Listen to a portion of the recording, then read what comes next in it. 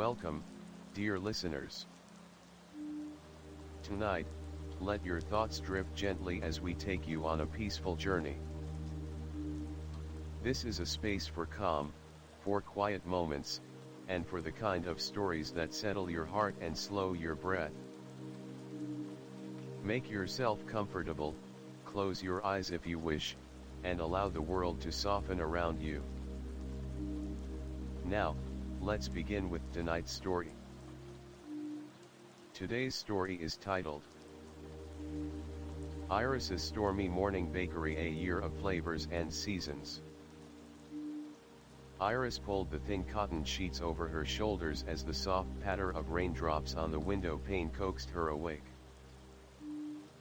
Outside, the sky was an even wash of slate and dove gray, and the air carried the faint, clean scent of cold water splashing on cobblestones. For a moment she lay still, listening to the gentle rhythm, remembering the stories her grandmother used to tell her about how rain was the world's way of whispering secrets. Today, her bakery would become the place where those secrets found voice. She slipped out of bed and padded across the worn wooden floorboards to the window. A small planter box just beyond the sill held emerald ferns and blue forget-me-nots, their leaves bowed beneath the weight of tiny droplets. Iris smiled. It was the kind of morning that filled her with both nostalgia and promise, the perfect beginning for a new chapter in her life. Downstairs, the little bell over the front door jingled softly as she unlocked the latch. The storefront of Iris's Stormy Morning Bakery was painted a gentle sea green, with delicate wrought iron letters arching above the door. Inside, the walls were lined with warm honey-colored wood, and a long counter of polished marble gleamed under the soft glow of hanging lanterns. Iris flicked on the lights and took a slow, reverent breath. This was her sanctuary. She crossed to her desk in the corner, where a leather-bound notebook lay waiting. It was the same journal her grandmother had given her on her 16th birthday, filled with recipes scrawled in looping cursive and pressed wildflowers tucked between the pages. Iris opened it to the first blank spread and set it aside for later. Today's focus was the bakery's signature dish, pumpkin blueberry tart, a new creation she hoped would become as beloved as her grandmother's classic pumpkin pie. Iris washed her hands at the sink and tied a deep navy apron around her waist. From the stainless steel refrigerator, she retrieved a dozen freshly roasted pumpkin puree jars, their lids dusted with cinnamon, nutmeg, and ginger. She measured out spoonfuls of the warm, fragrant puree, mixing in a swirl of local honey and a splash of vanilla extract, remembering how her grandmother's advice always came with a story.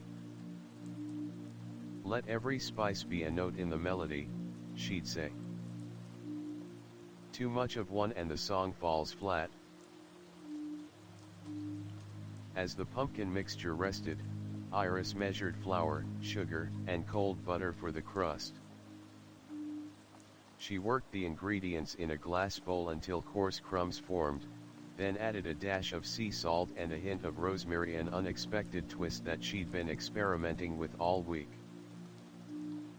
Kneading the dough gently, she pressed it into a fluted tart pan, smoothing the edges until they looked like soft waves. She propped the pan in the refrigerator to chill while she turned her attention to the blueberries. The storm outside had grown stronger. Through the front windows, she watched rain swirl in eddies along the sidewalk, litter peddlers crouching under bright umbrellas, steam rising from the bakery's vent pipes like miniature fog. She washed a pint of plump blueberries, their deep indigo skins shimmering with water, and tossed them with a sprinkle of demerara sugar and a squeeze of fresh lemon juice. As she lined the tart shell with the seasoned pumpkin puree, she scattered the blueberries in an artful spiral, their liquid oozing slightly into the golden filling. Before sliding the tart into the preheated oven, Iris took a moment to arrange her workspace. A small vase of garden flowers, white daisies and pink snapdragons sat next to a vintage scale that once belonged to her grandmother. A steaming kettle of chamomile tea perched on a low shelf, its cedar wood handle worn smooth by years of use. Everything held a memory, and yet everything was new, just as she wanted, a respectful nod to the past, blended seamlessly with her own voice. Just as she closed the oven door, the bell above the front entrance tinkled. A single customer had arrived, braving the drizzle to step inside. Iris wiped her hands on her apron and moved to greet them. He was a tall young man, his shoulders hunched against the damp, wearing a dark green coat with a hood drawn low. He looked around with wide, curious eyes, taking in the wooden shelves stocked with breads, pastries, and jars of preserves. "Good morning," Iris said, offering a warm smile. "Lovely day for baking, isn't it?" He chuckled softly, brushing a lock of damp hair from his forehead. "It's perfect for it. I saw your sign and thought I'd try your specialty." Iris's heart fluttered. Her first guest of the day, exactly the seed she needed to grow her new story. She gestured to a small table by the window. "Please, have a seat. I'll bring it over as soon as it's ready." He nodded gratefully and settled into the plush seat, his boots resting on the tiled floor. Iris returned to the counter, where the timer blinked. She slid the tart from the oven, its crust turning a rich amber and the filling gently bubbling around the blueberries. The fragrance of warm spices and fruit seemed to wrap around her like a welcome embrace. Carefully she transferred the tart to a cooling rack, then pulled a sharp knife from its wooden block and cut a generous slice. The crust crunched just enough, giving way to the smooth, velvety pumpkin beneath. Juicy berries burst under the blade, their color staining the creamy filling. She plated it on a delicate china dish, garnishing it with a small sprig of rosemary and a dusting of powdered sugar that looked like freshly fallen snow. "There you go," she said, carrying the plate across the shop. The young man looked up with a grin as she set it in front of him. Pumpkin blueberry tart, with just a hint of rosemary and a touch of lemon. He took his first bite and closed his eyes, savoring the interplay of flavors: sweet, tart, herbal, and smooth all at once. His expression softened, and when he spoke again, his voice held warmth. This is extraordinary. It feels like rain has a taste." Iris laughed, her cheeks warming. "That's exactly what I was hoping for." She lingered for a moment, watching him enjoy the tart, before turning back to the warming oven where another batch awaited. Outside, the storm continued its gentle symphony, but inside the bakery, with every swallowed bite and every shared smile, Iris felt as though she was composing her own secret messages to the world, one recipe, one customer, and one rain-kissed morning at a time. Dawn's light seeped beneath the curtains, painting the walls in soft apricot hues, but Iris was already awake before the first hint of sunrise. The storm of the previous day had faded into distant murmurs, leaving behind a damp, bracing chill that seeped through the bakery's old stones. Today she would attempt something entirely new, one of the recipes her grandmother had written in that leather-bound notebook, its pages yellowed with age and love. She crossed the floorboards with bare feet, careful not to disturb the half-finished cup of chamomile tea on the windowsill. The notebook lay open on her desk, its ink script looping like whispers from years gone by. Iris ran her fingers over the delicate lines: lavender honey scones, sunrise Sunday special. A small pressed violet leaf lay between the lines as if protecting the secret within. Iris exhaled, anticipation fluttering in her chest like the first drops of rain on dry earth. She washed her hands and tied on her navy apron, its pockets already dusted with flour from yesterday's bake.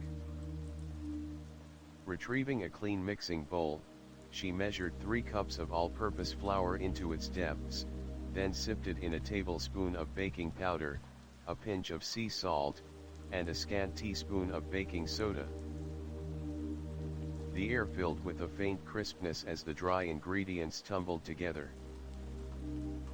Next came the butter, unsalted, cold, and cut into small cubes.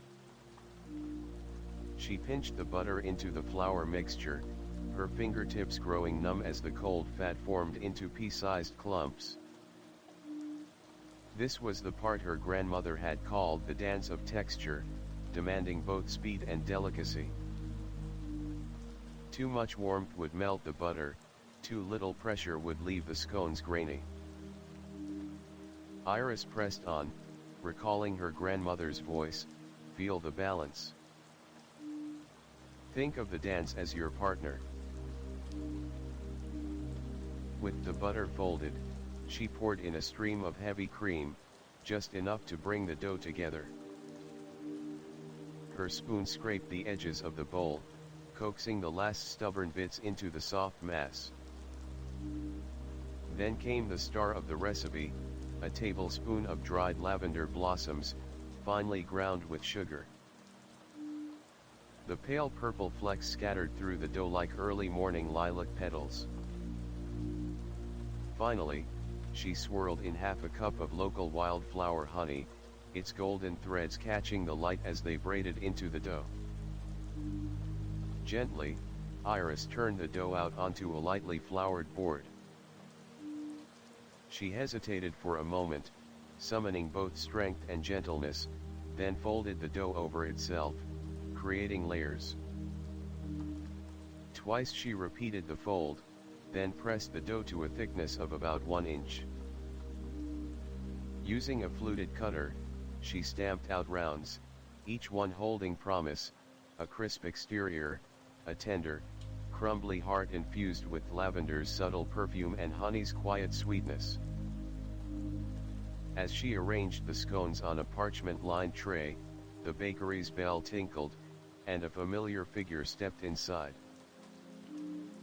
Lucas, her friend since childhood, braved the early hour, cradling a book under his arm. His hair was damp, curled gently at the nape of his neck, and his blue eyes lit up when he saw her. "Iris, you're at it again," he said with a teasing grin. "Lavender scones. That's a bold choice for a weekday." She smiled back, brushing a stray lock of hair from her face. "I wanted to try something from Grandma's notebook. They'll be ready in 20 minutes. Lucas leaned against the counter and spread the book. He carried a thick volume of local folklore. "I found some old stories about this town," he said. "Legends of a baker whose pastries could calm storms and mend broken hearts." Iris's pulse quickened as she slid the tray into the oven. "You really think recipes can do that?" He shrugged, eyes dancing. "If anyone can bring a little magic to life, it's you."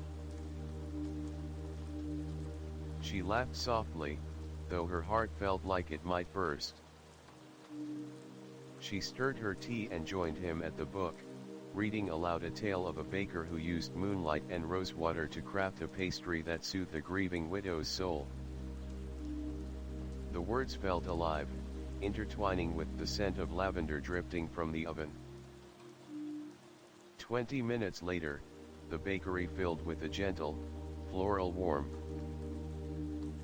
Iris opened the oven and inhaled deeply, the sweet perfume of lavender blended with the soft caramel notes of baked honey. She carefully transferred the scones to a wire rack to cool, their tops crackling ever so slightly as steam released. Lucas watched her with admiration. "They look incredible." She set a linen cloth over the rack and turned to the counter. "Would you like one?" He nodded eagerly, taking a seat by the window where morning light played on his features. Iris placed a warm scone on a small porcelain plate, accompanying it with a dollop of clotted cream and a drizzle of extra honey. He broke the scone in half. The crumb was tender and flaky, releasing more of that faint, botanical scent. He tasted it slowly, closing his eyes to savor the harmony of flavors. "It's like walking through a lavender field at dawn," he murmured. "And that honey, it's like sunshine captured in a bite." Iris felt a swell of pride and relief. She sat opposite him, sipping her tea as she watched him enjoy the creation. Outside, the street glistened with dew, and the promise of a clear morning gleamed on the horizon. Just then, a soft cough at the door drew their attention. A woman of slight build, wearing a pale yellow raincoat despite the clear sky, hesitated at the entrance. In her arms she held a small, furled umbrella and a satchel overflowing with wild flowers. Her dark hair was pinned back with a single lavender sprig, and her eyes were bright with curiosity. "Excuse me," she said in a voice as gentle as the breeze. "I heard you had something special today." Iris rose to greet her, brushing flour from her apron. "Yes, lavender honey scones. Would you like to try one?" The woman nodded, tipping her head toward Lucas and Iris. "I saw you speaking to him, and I couldn't resist. I'm Eliza, a botanist passing through town. I study plants' effects on mood and memory. Lavender is dear to me. My grandmother tended a field of it when I was small." Eliza's words struck Iris like a soft bell. Here was another link across generations, another echo of memories carried on fragrant petals. She offered Eliza a seat, then brought her a scone still warm and a cup of jasmine tea brewed just for its subtle fragrance. As Eliza tasted the scone, her face unfurled in delight. "Incredible. You've captured something elusive here: the warmth of honey, the calm of lavender, the sweetness of an old story. It's as if every bite holds a piece of someone's past." Iris exchanged a look with Lucas.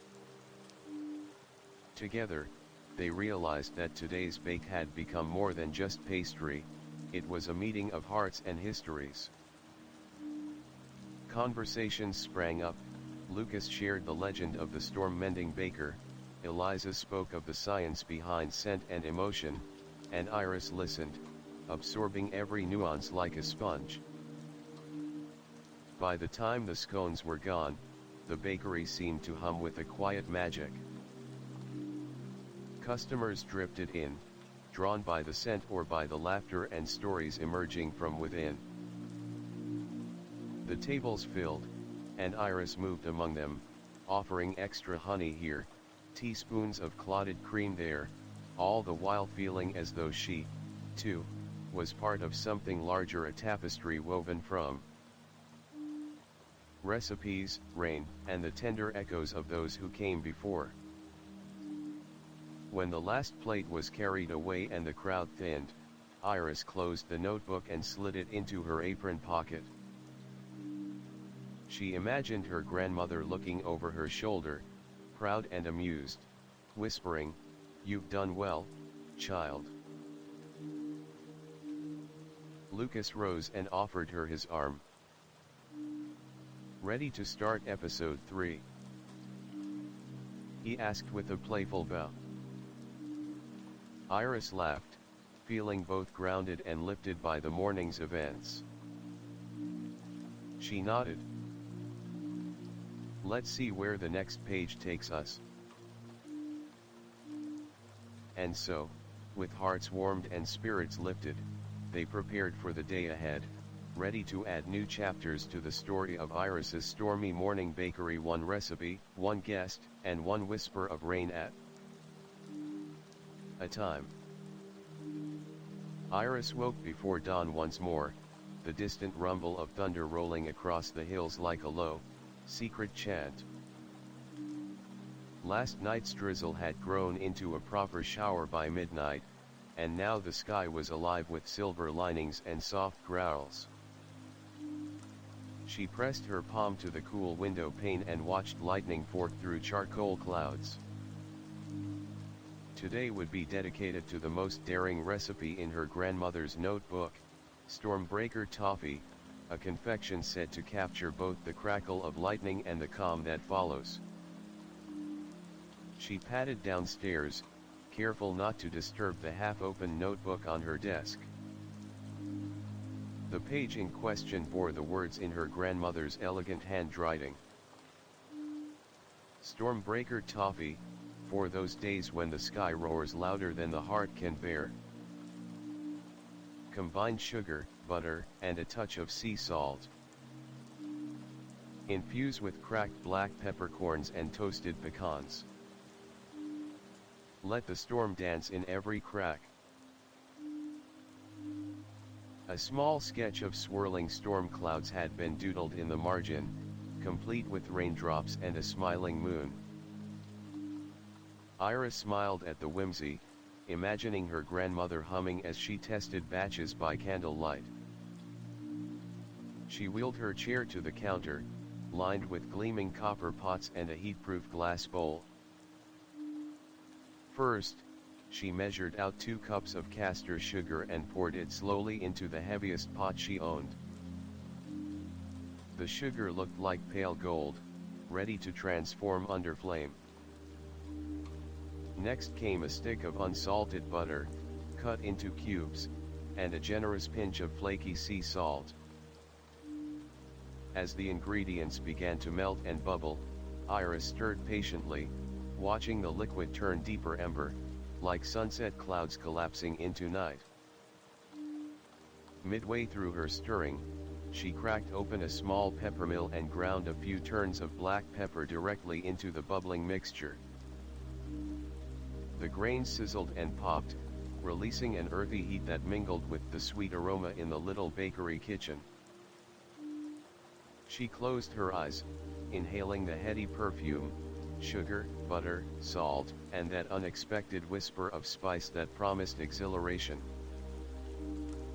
As the toffee reached the perfect temperature around 300 degrees Fahrenheit on her candy thermometer, she removed it from the heat and whisked in a cup of toasted pecans, their woodsy fragrance filling the air. She spread the mixture onto a parchment-lined tray, tapping it gently to settle the nuts. Then, for the final flourish, she sifted a thin layer of powdered sugar over the top, imitating the glimmer of moonlight on storm clouds. Just as she set the tray aside to cool and crack, the bell above the door jingled. It was early, too early for most customers, but Iris had come to expect surprises. She turned to see a young woman standing in the doorway, her hair pulled into a loose bun, gasping slightly at the sight of lightning dancing across the sky outside. "Sorry to trouble you," the woman said, brushing rain from her coat. "I heard you had something electrifying today." Iris's heart skipped. Only someone who had paid attention to her chalkboard outside, where she'd written Stormbreaker Toffee, limited batch, would know that. She smiled and gestured to a small round table by the window. "You're in luck. I've just poured the first batch. Would you like to try it?" The woman nodded, her eyes wide with anticipation. "I'm Mara. I'm a meteorologist passing through town. I chase storms for a living, and I've never heard of toffee that tames them." Iris felt a thrill of destiny. In 2 days, she had already welcomed a coffee lover, a friend of lore, a botanist, and now a storm chaser. "Well then, Mara," Iris replied, wiping her hands on her apron, "let's see if this recipe can live up to its name." She placed a single piece of cooled toffee on a dark slate coaster and set it before Mara, who leaned forward and tapped it with her fingernail. The brittle confection cracked like distant thunder, echoing in the cozy room. Mara broke off a piece and popped it in her mouth. Her eyes closed instantly as she tasted the sugar's sweetness, butter's richness, pecan's warmth, and pepper's bold spark.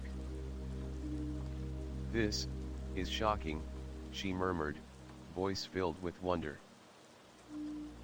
"The pepper is subtle, but it lingers like lightning's afterglow.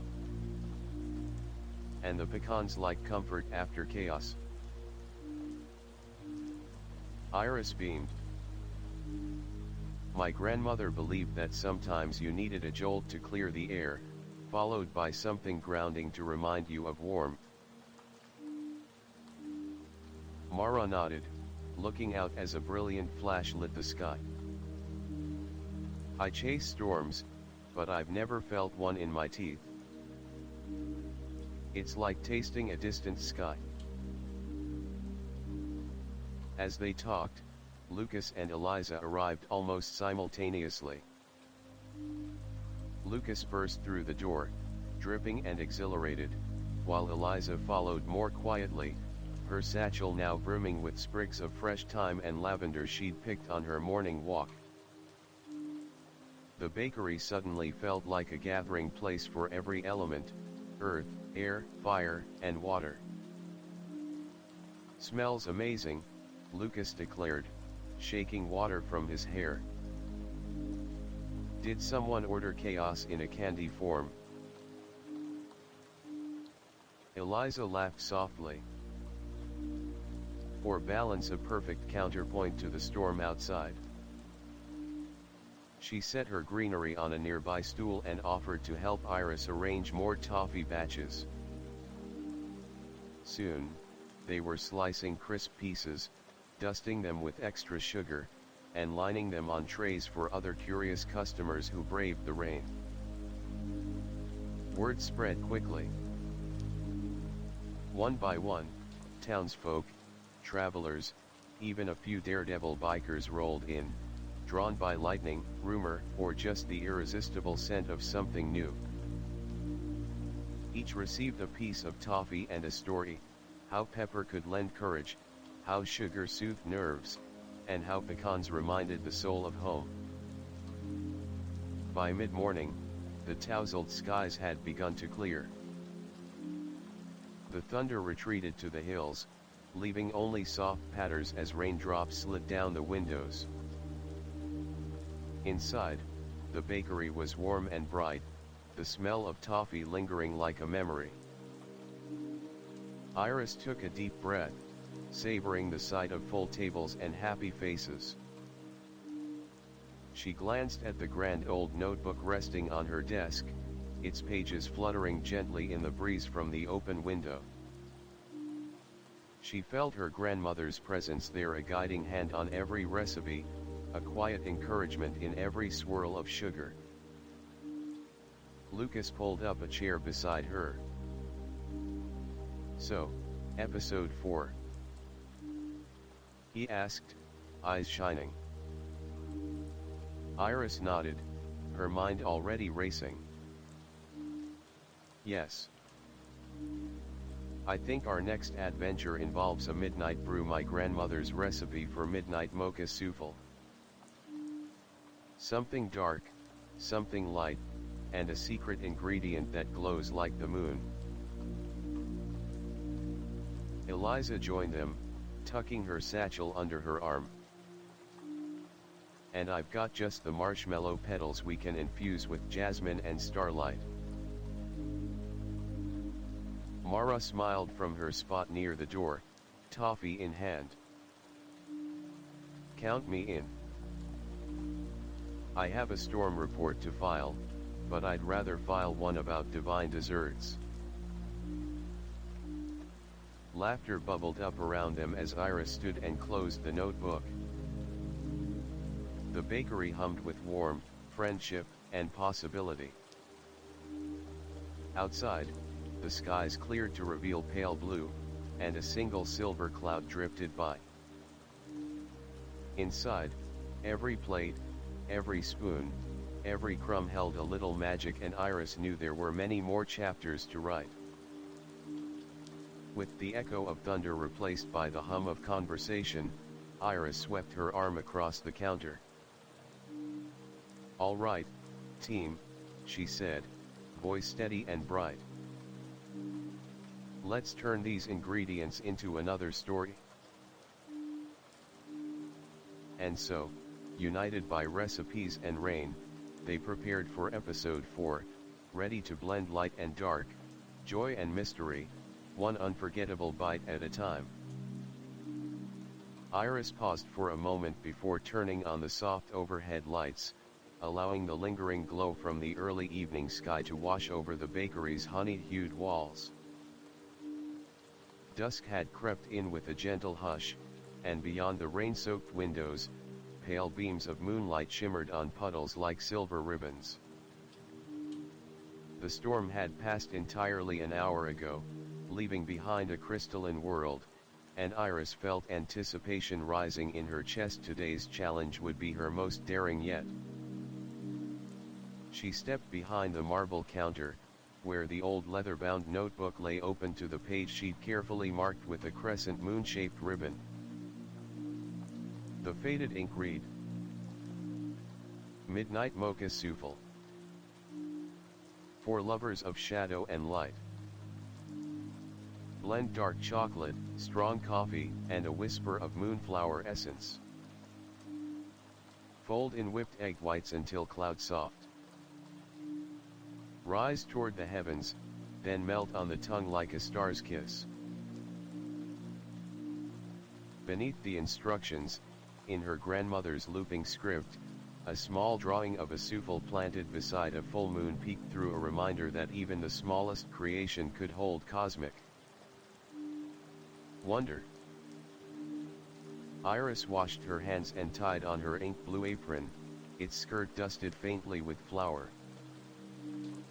She lined 4 delicate ramekins with softened butter, then dusted the interiors with a mixture of cocoa powder and finely ground espresso beans. The dark mixture coated every inch of the ceramics, ensuring the soufflés would cling and climb their way upward as they baked. From the stainless steel bowl she retrieved 2 ounces of high-quality dark chocolate, chopped into fine pieces. Using a double boiler, she melted the chocolate slowly over simmering water, stirring gently with a heat-proof spatula. Once the chocolate was smooth and glossy, she folded in a freshly brewed shot of espresso, its deep aroma twisting through the sweetness of cocoa. With reverence, Iris added a teaspoon of moonflower essence, Eliza's special infusion, created from petals harvested under a waxing moon and steeped overnight in neutral alcohol. The translucent liquid glowed faintly, like liquid moonlight, and just a few drops were all Iris needed to impart that ethereal jasmine-laced fragrance. As she stirred, the aroma filled the bakery, dark and rich, yet softly floral, like a secret garden at midnight. She set the mixture aside to cool slightly, then cracked 4 large eggs, separating the yolks and whites. The yolks she whisked into the chocolate coffee blend, swirling until everything was unified in a silky, velvety slurry. The whites, meanwhile, went into her largest, coldest bowl. With a pinch of cream of tartar and a dash of salt, guidelines passed down by her grandmother's hand, she began to whip them. Slowly at first, then faster, until the meringue formed stiff, glossy peaks that caught the warm glow of the pendant lanterns. Iris remembered her grandmother's voice, always fold down, then up, never rush the dance, or the souffle will fall. Following that advice, she added 1/4 of the meringue to lighten the chocolate mixture, then carefully folded the rest in 2 more additions, preserving as much air as possible. The result was a marbled, pillowy batter that felt weightless in the bowl. Preheated to the exact moment of precision, 375° F, her oven stood ready. Iris spooned the batter into the prepared ramekins, a gentle swirl on top to create a peaked summit. She tapped each dish once to settle the batter, then gently slid them in, setting a small timer and closing the door with a soft click. Just as she did, the bell above the bakery door chimed. Lucas strode in, cheeks flushed from the lingering chill outside, clutching a thick stack of carefully annotated parchment. "Got the next legend?" Iris asked, brushing a lock of raven black hair behind her ear. Lucas grinned, edging toward the table by the display case. "Only one worth telling." He spread the parchment, a centuries-old recipe for starfire cream puffs, rumored to require genuine stardust and a baker brave enough to chase comets. "But I think your souffle might outrank even that," he said, misting slightly from the sudden drop in temperature as a cold breeze swept in with him. Before Iris could respond, Eliza entered, carrying a shallow dish covered with a fine linen cloth. When she laid it on the counter, Iris lifted the cloth to reveal a cluster of tiny pastel-colored marshmallow petals, each infused with jasmine and rolled lightly in sparkling sugar. "Here are the petal clouds," Eliza said softly. "They'll melt on the souffle's surface like dewdrops on a moonlit rose." Mara followed close behind, notebook in hand. "Meteorologically speaking, every souffle needs a garnish that speaks to ambience," she declared, plucking one petal between her fingertips. "Moonlit marshmallows solve that elegantly." Iris laughed, feeling warmth spread through her. "Thank you both. Let's finish these soufflés together." They circled the counter, watching as the timer ticked down. Through the observation window, Iris glimpsed the delicate domes rising, smooth, until their peaks stretched eagerly toward the light. She opened the oven at the final moment, inhaling the intoxicating blend of chocolate, coffee, and moonflower. Then, moving quickly but carefully, she plucked each ramekin and set it on a decorative wooden board. Lucas poured 4 small demitasse cups of a newly brewed Silver Moon latte espresso with steamed milk tinted pale gray by activated charcoal, topped with a whisper of lavender foam. He placed a cup beside each souffle, the dark vessel mirroring the food in its interplay of shadow and light. Iris garnished each souffle with 3 petal clouds, strategically placed so they would begin to dissolve in the souffle's warm, releasing their jasmine aroma in delicate puffs of steam.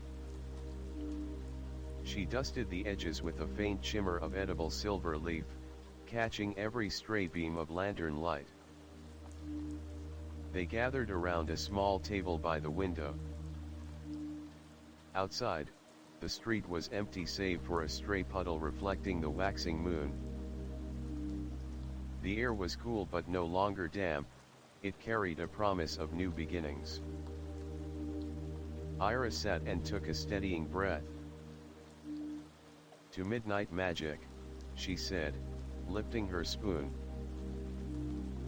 They tasted in unison. The top trembled ever so slightly before yielding, unleashing a cloud of chocolate-scented steam. The first spoonful was an embrace of rich mocha, cushioned by the souffle's angelic airiness. Then, as the jasmine-laced petals dissolved, a floral note swirled in, like a kiss of nighttime petals drifting on a breeze. "No words," Lucas murmured, eyes half closed. "It's like eating a dream." Mara set down her spoon. "Or measuring a moonbeam." Eliza smiled, tracing a finger along the rim of her cup. "This is more than food. It's memory, nostalgia, and hope all baked into one." Iris felt a surge of gratitude. With each recipe, she was weaving herself into a tapestry that spanned generations, elements, and emotions. The bakery had become more than a place that sold treats, it was a sanctuary where people found solace, wonder, and connection. They lingered over their latte and souffle, savoring every note, every nuance of flavor, until the ramekins were empty and the last petal cloud had vanished. The quiet that followed was contented, profound, a soft exhale after a shared journey. At last, Lucas closed his parchment. Episode 5. He asked, voice hushed with excitement. Iris nodded, brushing crumbs from the board. "Yes. Next we should explore sunrise, something light and bright, perhaps a honey lavender chiffon cake with candied rose hips. But we'll need more petals, and maybe a sunrise chorus." They smiled at one another, emboldened for the path ahead. Outside, the waxing moon dipped behind a drifting cloud, and inside, Iris's Stormy morning bakery glowed warmly, ready to greet dawn and the next chapter with open arms. Iris stirred awake before the first bird dared to sing. The darkness lingered only in the corners of her small bedroom, but the horizon was already flushed with a pale rose glow. She slipped out of bed and padded to the window, watching as the earliest light spilled across moist cobblestones, turning each droplet into a tiny, trembling lantern. It was the perfect morning to honor the promise she had made the night before, to create a cake that tasted like sunrise. She changed swiftly and descended the creaky stairs to the bakery. Inside, the air was cool and still, but the memory of last night's souffle still hummed in her mind. She crossed to the spot behind the marble counter where the leather-bound notebook awaited. She found a page edged with a petal-shaped paper clip, its ink script reading. Honey lavender chiffon cake with candied rose hips. A celebration of morning's first breath. Whip egg whites into clouds, fold in golden flour and honey, infuse with lavender's hush. Top with rose hips sweet as promise and scatter petals like dawn's confetti. Beneath it, in her grandmother's flowing handwriting, the margin bore a small sketch of a rising sun cradled by billowing clouds. Iris smiled and placed the notebook on a wooden stand. Today, she would summon dawn itself. She began by gathering ingredients: cake flour, cane sugar, eggs separated into yolks and whites, local wildflower honey, dried lavender blossoms ground to a pale purple dust, and a pinch of salt. For the candied rose hips, she retrieved a jar of gently preserved hips, bright scarlet gems simmered in sugar syrup and then rolled in fine granulated sugar until each one glistened like miniature rubies. Iris first prepared a chiffon cake base. In a large bowl, she whisked together 1½ cups of cake flour, 1/3 of a cup of sugar, a teaspoon of baking powder, and a generous pinch of salt. The mixture looked pale and luminous, like early morning haze. She cracked 6 eggs, separating the yolks into a shallow bowl and reserving the whites in a tall, chilled mixing pitcher. To the yolks, she added half a cup of honey warm just enough to flow smoothly, and 2 tablespoons of sunflower oil for softness. She folded in the dry ingredients until a thick, golden batter formed, swirling with ribbons of lavender dust. Next came the meringue. Iris added a drop of vanilla extract and a pinch of cream of tartar to the egg whites before whipping them on medium speed. The blades pounded the air into the liquid, transforming it into a snowy cloud that slowly built stiff, glossy peaks. Lucas arrived then, his boots echoing on the tile floor with soft thuds. He clasped a bundle of hand-picked wildflowers, daisies and bluebells tied with pale pink ribbon. "I thought morning flowers would make this even more special," he said, placing the bouquet in a simple vase near the window. The petals caught the new light and glowed faintly, like hopes waking from sleep. Iris smiled gratefully. "Perfect timing. Could you help me fold in the meringue? I want each bite to feel weightless." With practiced care, Iris scooped 1/3 of the meringue into the yellow batter to lighten it, then Lucas and Iris alternated gentle folds of the remaining meringue until the batter looked like sunlight trapped in whipped silk. Meanwhile, the heavy kettle hissed on the stove, and Eliza slipped in, carrying a small pouch of petals harvested at dawn, soft pink rose petals preserved in powdered sugar. "I thought these would make a lovely garnish," Eliza said. "They'll look like scattered confetti when the cake emerges." As they worked, Mara arrived, dripping slightly from the dew-laden morning air, clutching a stack of music sheets. "And I brought the sunrise chorus," she announced with a grin. "Local singers who practice Gregorian morning chants. They'll arrive on your mark." Iris laughed, a warm, bright sound that seemed to blend with the dawn itself. "I love it. Let's finish this cake, then summon the chorus." She poured the pale yellow batter into a tall chiffon tube pan, smooth-henning the top with an offset spatula so the cake would rise evenly. She tapped the pan lightly on the counter to release any stubborn air bubbles, then slid it into the preheated oven at 325 degrees Fahrenheit. The bakery's ovens had barely warmed, and already the scent of honey and lavender drifted through every corner, weaving with the freshness of wildflowers and the promise of morning music. While they waited, Lucas arranged fresh blooms on each table, and Eliza prepared a bowl of candied rose hips, arranging them artfully on a silver tray. Mara set up a small speaker and tuned it to the channel where the sunrise chorus held rehearsal. Soon, soft voices began to rise, low and reverent, a gentle tapestry of sound that seemed to pull the sun over the horizon. When the timer chimed, Iris opened the oven door.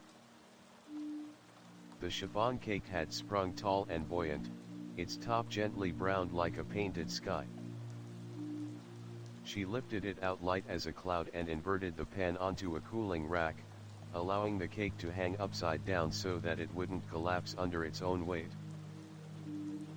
As it cooled, its texture tightened to a delicate sponginess, each pore promising to hold pockets of flavor. Minutes later, when the cake had fully cooled, Iris ran a knife around the pan's edge and released the cake, watching it slip free like the dawn slipping into day.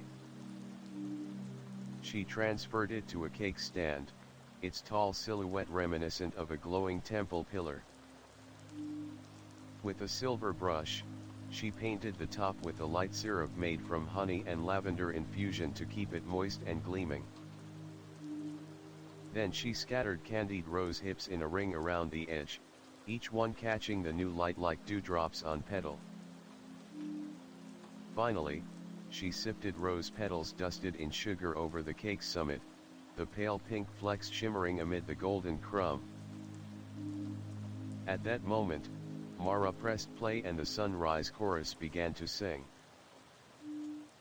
Their voices were gentle at first, barely a whisper, then rose into a harmonious swell that filled the bakery like an invisible sunrise. The guests' early risers who had come in for coffee or pastry paused at their tables, eyes closing as the music and aroma intertwined to create a moment of pure enchantment. Iris carried the cake to a central table beneath the window. The morning light bathed it in a halo of soft gold, and the petals seemed to flicker as if catching sunbeams themselves. She gestured for Lucas, Eliza, Mara, and the guests to gather around. "Thank you all," she said, voice soft yet resonant. "This cake is a tribute to dawn, the hope that every new day brings. May each slice carry you forward into the light." She sliced a piece and served it on delicate porcelain plates, the tender crumb giving way with a gentle kiss. The honey-sweet flavor melted into a whisper of lavender, and the rose hips added bursts of tart sweetness that mirrored the bright promise of morning. Each guest ate with deliberate slowness, as though tasting not just cake but possibility itself. Outside, the sky had turned a brilliant blue, and the sun shone warmly on the cobblestones. Inside, Iris's stormy morning bakery hummed with conversation, laughter, and the lingering echoes of song. As the final notes of the chorus faded, the villagers clapped softly, their faces luminous with wonder. Iris looked around at her friends and customers, feeling a deep satisfaction bloom in her chest. Another chapter had been written, one that celebrated renewal and unity. She gathered the empty plates and smiled at Lucas, Eliza, and Mara, her team, her family, and her chorus of support. "Ready for episode 6? She asked, eyes shining. Lucas grinned, brushing a stray petal from his coat. "Absolutely. I think I know just the thing, a twilight tart with blackberry bramble glaze, to chase the sun into dusk." Eliza's eyes sparkled. and I'll bring elderflower cordial to match." Mara chuckled, glancing at her music sheets. "Music for dusk is already in my pocket." Iris nodded, heart full. "Then let's begin." And so, buoyed by sunrise's sweetness and the harmony of kindred spirits, they prepared to write the next episode, one where twilight would bring its own magic, and the bakery would glow with stories yet to unfold. As the sun dipped below the rooftops of the little town, Iris felt the familiar thrill of a new chapter unfolding.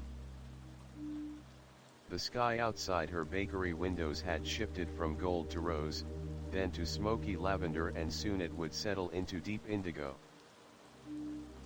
Inside, the warm glow of lanterns flickered against honey-toned walls, casting dancing shadows on polished marble.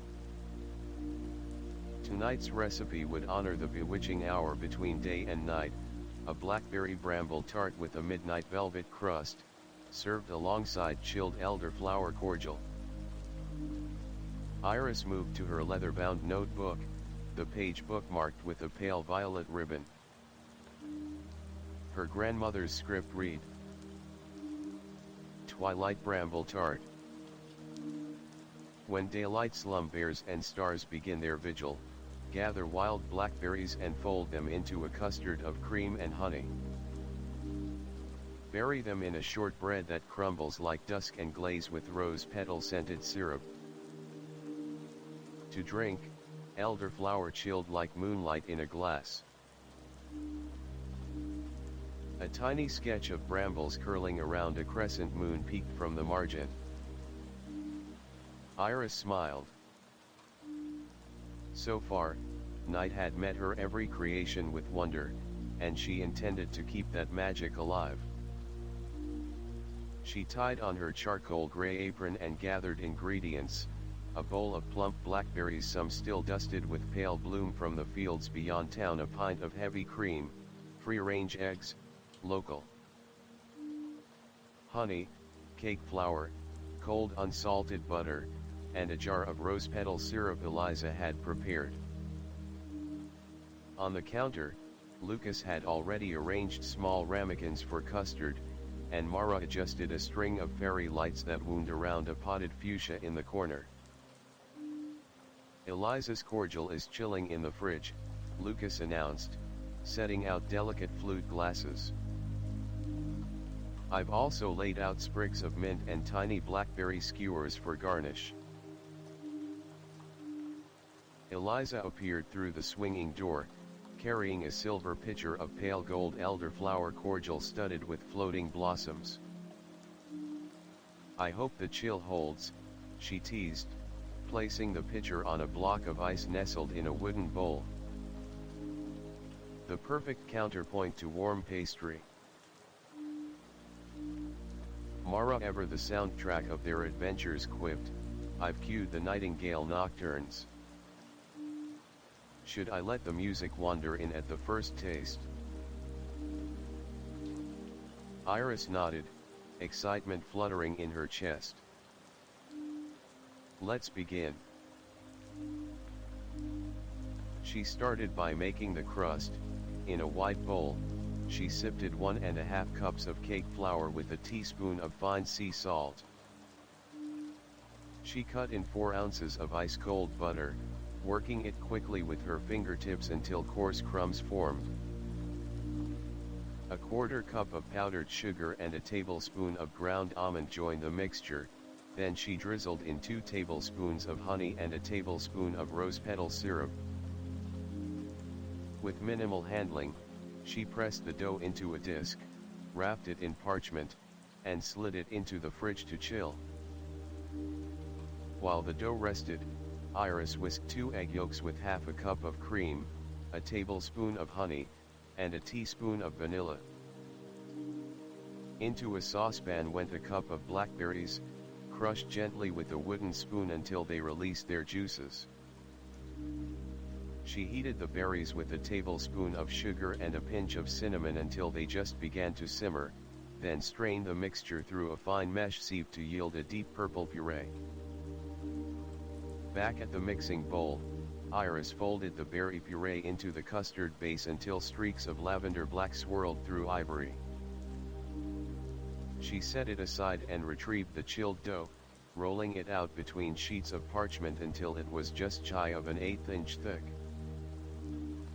Carefully, she lined a fluted tart pan, trimming the edges and crimping them with practiced fingers. A layer of parchment and pie weights went into the shell before it went into the oven. As the shell blind baked, the bakery filled with the scent of warm butter and almond, and the street lamps outside blinked awake. Myra, the night baker from the neighboring cafe, drifted in for a visit, nodding appreciatively at the sight. "Perfect timing," Iris called. "Your midnight croissants inspired me. Thought I'd return the favor with something sweet for your shift." Myra smiled sleep-tired eyes. "Your recipes always feel like a gift. I'll take one slice to go, if you have any left later." Lucas returned to Iris's side, holding a small bouquet of twilight blue cornflowers he'd picked from a windowsill planter. "For garnish," he said, tucking them into a vase near the oven. Iris laughed softly. "Everything you bring is beautiful." "Thank you." When the crust emerged with golden edges, Iris let it cool briefly, then poured in the blackberry custard mixture. She carefully lowered the pan back into the oven for a final bake, watching as the filling set to a delicate wobble. After 20-odd minutes, she turned off the heat, opening the door just enough to let warm air escape and prevent cracks in the custard. While the tart cooled, Mara cued the nocturnes. A lilting piano melody rose, softened by the gentle trill of night insects recorded in the nearby wood. The soundtrack cast a dreamy hush over the bakery, and customers paused mid-conversation, drawn to the unexpected serenade. Iris drizzled a spoonful of rose petal syrup in concentric circles atop the custard, watching it sink into the surface like moonlight reflected on water. Then she assembled glasses of elderflower cordial, each adorned with a blackberry skewer and a sprig of mint. The pale gold liquid glowed under lantern light, like bottled dusk. She sliced the tart into perfect segments, revealing the custard's satiny sheen beneath a thin, crackled surface. She plated each piece on dark slate boards, garnishing the tops with fresh blackberries and tiny cornflower blossoms. The contrast of deep purple filling against pale flowers was as mesmerizing as twilight itself. Iris carried the first plate to a small table near the window.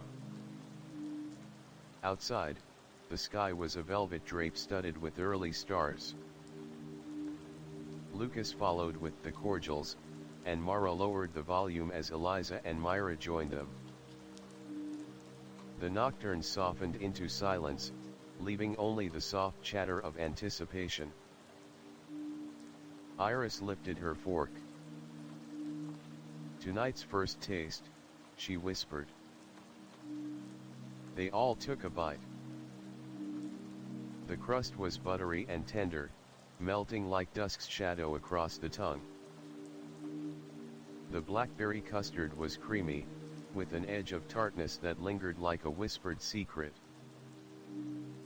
The rose syrup added a faint floral note, and the almond in the crust provided a delicate, nutty undertone. Each sip of elderflower cordial washed the taste away to reveal a fresh moment, light, fragrant, and soothing. Mara exhaled slowly. It's like tasting the horizon when day sleeps. Eliza nodded. And the cordial, its serenity in liquid form. Myra tucked a loose strand of hair behind her ear. This is going to keep me going through my shift. Lucas raised his glass. To Iris, who turns every hour into an unforgettable story. They clinked glasses softly, the sound echoing in the intimate space. Iris felt a profound warmth, pride in her craft, gratitude for her friends, and the quiet joy of having shared one more magical moment. As the last slices disappeared and the cordials emptied, Iris gathered the plates and looked around at her team, Lucas's steady enthusiasm, Eliza's thoughtful creativity, Mara's musical soul, Myra's gentle appreciation. Together, they had woven night, music, and flavor into a tapestry that invited every guest to become part of the story. Episode 7. Lucas asked, eyes bright. Iris closed the notebook, a soft smile playing on her lips. Yes, but let's give that to the new moon. Tomorrow, we'll chase dawn again. For now, let's savor the night we made. The bakery felt hushed when Iris arrived the next morning. The sky was a deep, velvety blue, entirely free of stars as the new moon slept beyond the horizon. A soft gray light filtered through the windows, casting everything in gentle half-shadows.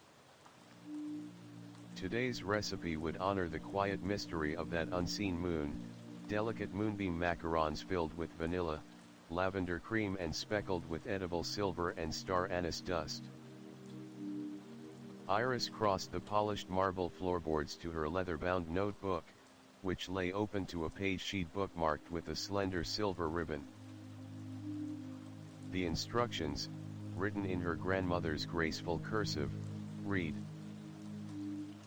Moonbeam macarons. For the nights when the moon hides its face, conjure luminescent shells dusted with stardust and spice. Fill with clouds of vanilla lavender buttercream and a whisper of star anise. Let the new moon guide your heart. In the margin, her grandmother had sketched two macarons side by side, one shaded pale pearl and the other painted midnight black. Iris ran her finger over the outline of a tiny crescent, imagining herself shaping flavor into light and dark.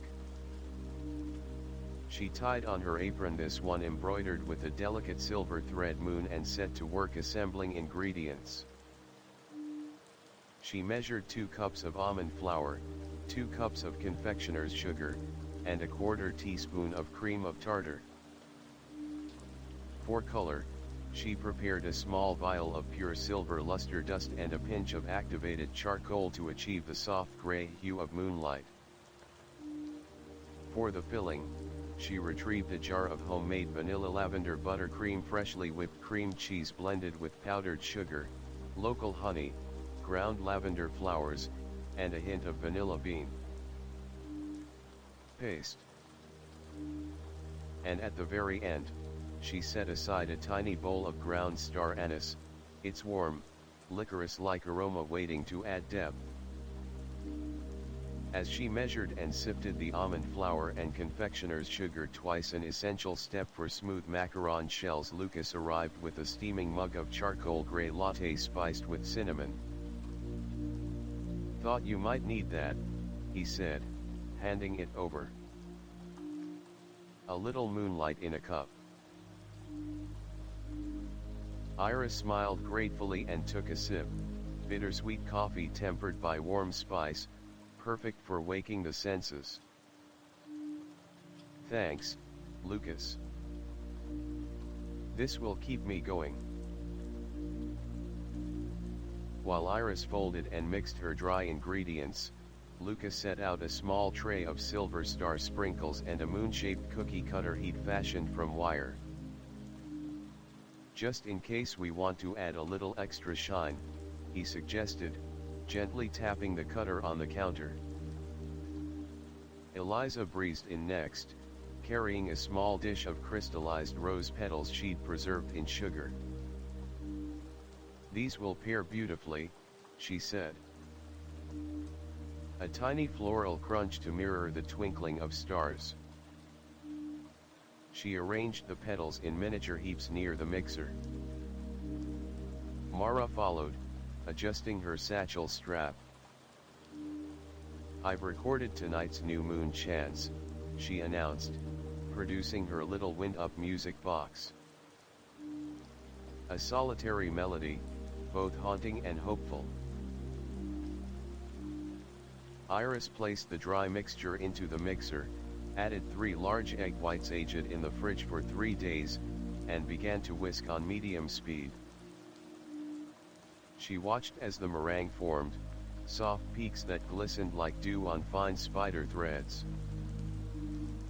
Then, in 3 gentle additions, she folded the almond, sugar mixture into the meringue, coaxing it to a batter that flowed in a thick ribbon when lifted on a spatula, an art her grandmother had called the dance of the moon. Once the batter reached the right texture, shiny, slightly billowy, with just enough elasticity, Iris loaded it into a piping bag fitted with a smooth round tip. On a parchment-lined baking sheet, she piped perfect circles about 1.5 inches wide, spacing them evenly. With practiced focus, she tapped the pan firmly once against the counter to release air bubbles. Then she dusted half of the shells with a whisper of silver luster dust and the other half with a veil of activated charcoal, creating pairs of shells, one luminous, one shadowed. As the shells rested and formed their delicate feet, Lucas illuminated a small corner with a row of battery-powered fairy lights so that the silver dust would shimmer and the charcoal would deepen. In contrast, Eliza arranged tiny rose petal clusters at the edge of the table, and Mara carefully wound up the music box. Soon it began its soft, ethereal tune, a slow, plaintive melody that seemed to float in the air. When the shells had set a full 20 minutes, Iris preheated the oven to 300 degrees Fahrenheit. She slid the baking sheet inside, immediately inhaling the sweet, toasty aroma of ground almonds warming. The bakery grew quiet as each of them watched the shells transform, little domes rising gently, the silver ones catching the light like tiny lanterns, the charcoal ones curling into elegant crescents. 23 minutes later, Iris opened the oven door just enough for a breath of cool air, then removed the macarons. Each shell was perfect, crisp on the outside, with just a hint of moisture beneath, and feet that had flared in neat frills. She set them on a cooling rack and turned off the lights overhead so the fairy lights could glimmer. Eliza carefully opened the jars of crystallized rose petals and tapped a few against each shell to stick in place tiny shards of pink against silver and gray, like nebulas floating in space. Iris then filled each half-shell pair with a dollop of vanilla lavender buttercream, piping a swirl that reached just to the edge. Before the buttercream set, she dusted a small ring of star anise around the filling, just enough to offer a spice note that would surprise and intrigue. Mara wound the music box one more time and released it. Its solitary notes echoed softly as guests trickled in, the town librarian clutching a stack of books, a bicycle messenger who rarely paused, and an elderly couple holding hands and smiling. Eyes widened when they saw the delicate macarons arranged like tiny moons on a slate board. Iris plated a sampler set, 3 silver-dusted shells filled and paired with 3 charcoal shells, alternating like phases of the moon. Lucas poured each guest a small cup of charcoal latte, the top swirled with a heart of rose petal foam. Eliza brought out the pitcher of elderflower cordial from the previous night for those who preferred something cold. They gathered at long communal tables draped in soft gray linen. The music box's melody faded into gentle conversation, whispers of delight, questions about flavor combinations, and laughter as one guest described how the star anise tasted like midnight spice. Dancing on my tongue. A hush fell when the first person took a bite. The silver shell crunched to reveal a tender interior that melted into sweet almond and vanilla, the lavender lending a perfume of old gardens at twilight.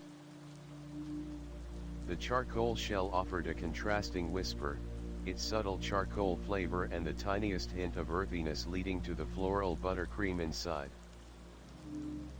And that star anise. It bloomed in the aftertaste, a fleeting intrigue that made the memory of each bite linger. Outside, the bakery windows reflected the pale gray sky of the new moon morning, but inside, each guest's eyes shone bright with curiosity and warmth. Iris felt a swell of pride and wonder. Once again, a recipe had become more than food, it was an experience, an invitation to taste the unseen, to celebrate absence as much as presence. When the last macaron disappeared and the final notes of the music box played out, Iris closed her grandmother's notebook and tucked it back into the corner of the counter. Lucas gathered the empty plates, Eliza swept rose petals from the table, and Mara wound down her music box with a satisfied smile. Iris wiped her hands on her apron and looked around at her friends and customers, her heart full. "Thank you all for joining me on this new moon morning," she said softly. "May each hidden dream find its place in the light." Lucas offered his arm. "Episode 8. He asked, eyes already bright with anticipation. Iris nodded. "Next, we chased Dawn again with something bright and tangy, a citrus sunrise pavlova, topped with candied kumquats and ribbons of orange blossom honey." Eliza clapped her hands lightly. "I've already got the flower petals drying." Mara tucked the music box under her arm. "And I'll find the perfect melody for your tangy dawn." The soft light of dawn spilled through the bakery windows in gentle ribbons of golden orange, hinting at summer's promise. Iris arrived before sunrise, her heart fluttering with anticipation for today's recipe, a citrus sunrise pavlova crowned with candied kumquats, star-shaped segments of fresh grapefruit, and ribbons of orange blossom honey. It would be a finale to their dawn series, a meringue as light as a sunbeam, bursting with brightness and warmth. She unlocked the door of Iris's Stormy morning bakery just as the first birds began their chorus. Inside, the counters gleamed, and the air held a faint sweetness from the lingering rose petals of yesterday's macarons. Iris crossed to her leather-bound notebook, laying it open to the page marked by a sunrise-colored ribbon. In her grandmother's elegant script she read, "Citrus sunrise pavlova. Whisk egg whites into dawn's first glow, fold in sugar, cornstarch, and a whisper of lemon zest. Bake until billowy and crisp, then top with candied kumquats, ruby grapefruit, and a drizzle of orange blossom honey. Serve with a flourish of mint and a chorus of sunlight." A tiny ink sketch showed a meringue cloud crowned by a miniature sun. Iris smiled, remembering the way her grandmother would emerge from the kitchen, arms spread wide, proclaiming, "Let every bite taste of light." The meringue clouds. She began by separating 8 large egg whites with surgical care, placing them into her cold, stainless steel mixing bowl. A pinch of cream of tartar and a scant teaspoon of fine sea salt went in to stabilize the foam. She switched on the mixer and watched as the whites thickened into soft peaks. Then, in steady increments, she poured in 2 cups of superfine caster sugar, allowing each spoonful to dissolve fully before adding the next. The bowl warmed under her hand as the mixture transformed into a glossy, snow-white cloud. At the very end, she sprinkled in a teaspoon of finely grated lemon zest, its aromatic oils perfuming the air with bright citrus notes. When the meringue stood in stiff, billowing peaks, Iris folded in 2 teaspoons of cornstarch, an island of pale powder that would help the meringue remain tender inside and crisp outside, and 1 teaspoon of vanilla bean paste for depth. She scooped the mixture onto a parchment-lined baking sheet in 4 generous nests, smoothing the tops into shallow wells for later filling. Each cloud gleamed like freshly fallen frost under the soft dawn light. As the meringues rested to form their delicate shells, Lucas burst in through the door, sunlight dancing on his damp hair. He carried a woven basket heaped with fresh kumquats and ruby-pink grapefruit segments, striped cloth protecting the fruit from bruising. "I gathered these myself before sunrise," he announced, setting the basket on the counter. "I thought the kumquats would make perfect little suns on your pavlova." Iris breathed in the tangy sweet fragrance. "They're beautiful." "Thank you." She unpacked the fruit, rinsing the slices gently under cold water and patting them dry. Each kumquat was cut into thin wheels, each grapefruit segment was trimmed to reveal only the translucent flesh. Candied kumquat suns. While the meringues baked low and slow at 250 degrees Fahrenheit to coax an ivory cream interior, Eliza arrived, her apron dusted with powdered sugar. She set down a small saucepan filled with sugar syrup, where kumquat slices simmer gently, their rinds turning translucent like amber glass. With a slotted spoon, she lifted each wheel onto a wire rack to cool and crystallize in a fine sugar coat that sparkled in the morning light. "I thought candying them would preserve their flavor and add a glint of sweetness," Eliza said, tucking a stray petal of crystallized rose into her hair. "They'll hold their shape on the meringue." Iris nodded. "Perfect. Once they firm up, we can arrange them on top." Grapefruit gel and honeydew. Mara stepped in next, carrying a small jar of grapefruit gel, an idea born during her meteorological research on citrus condensation. She spooned a few dots of pale pink gel onto a plate. "This will add a silky texture and amplify the tart notes," she explained. "And I found a new track for today's dawn, a violin piece that swells like sunrise itself." She wound her portable music box and set it near the oven.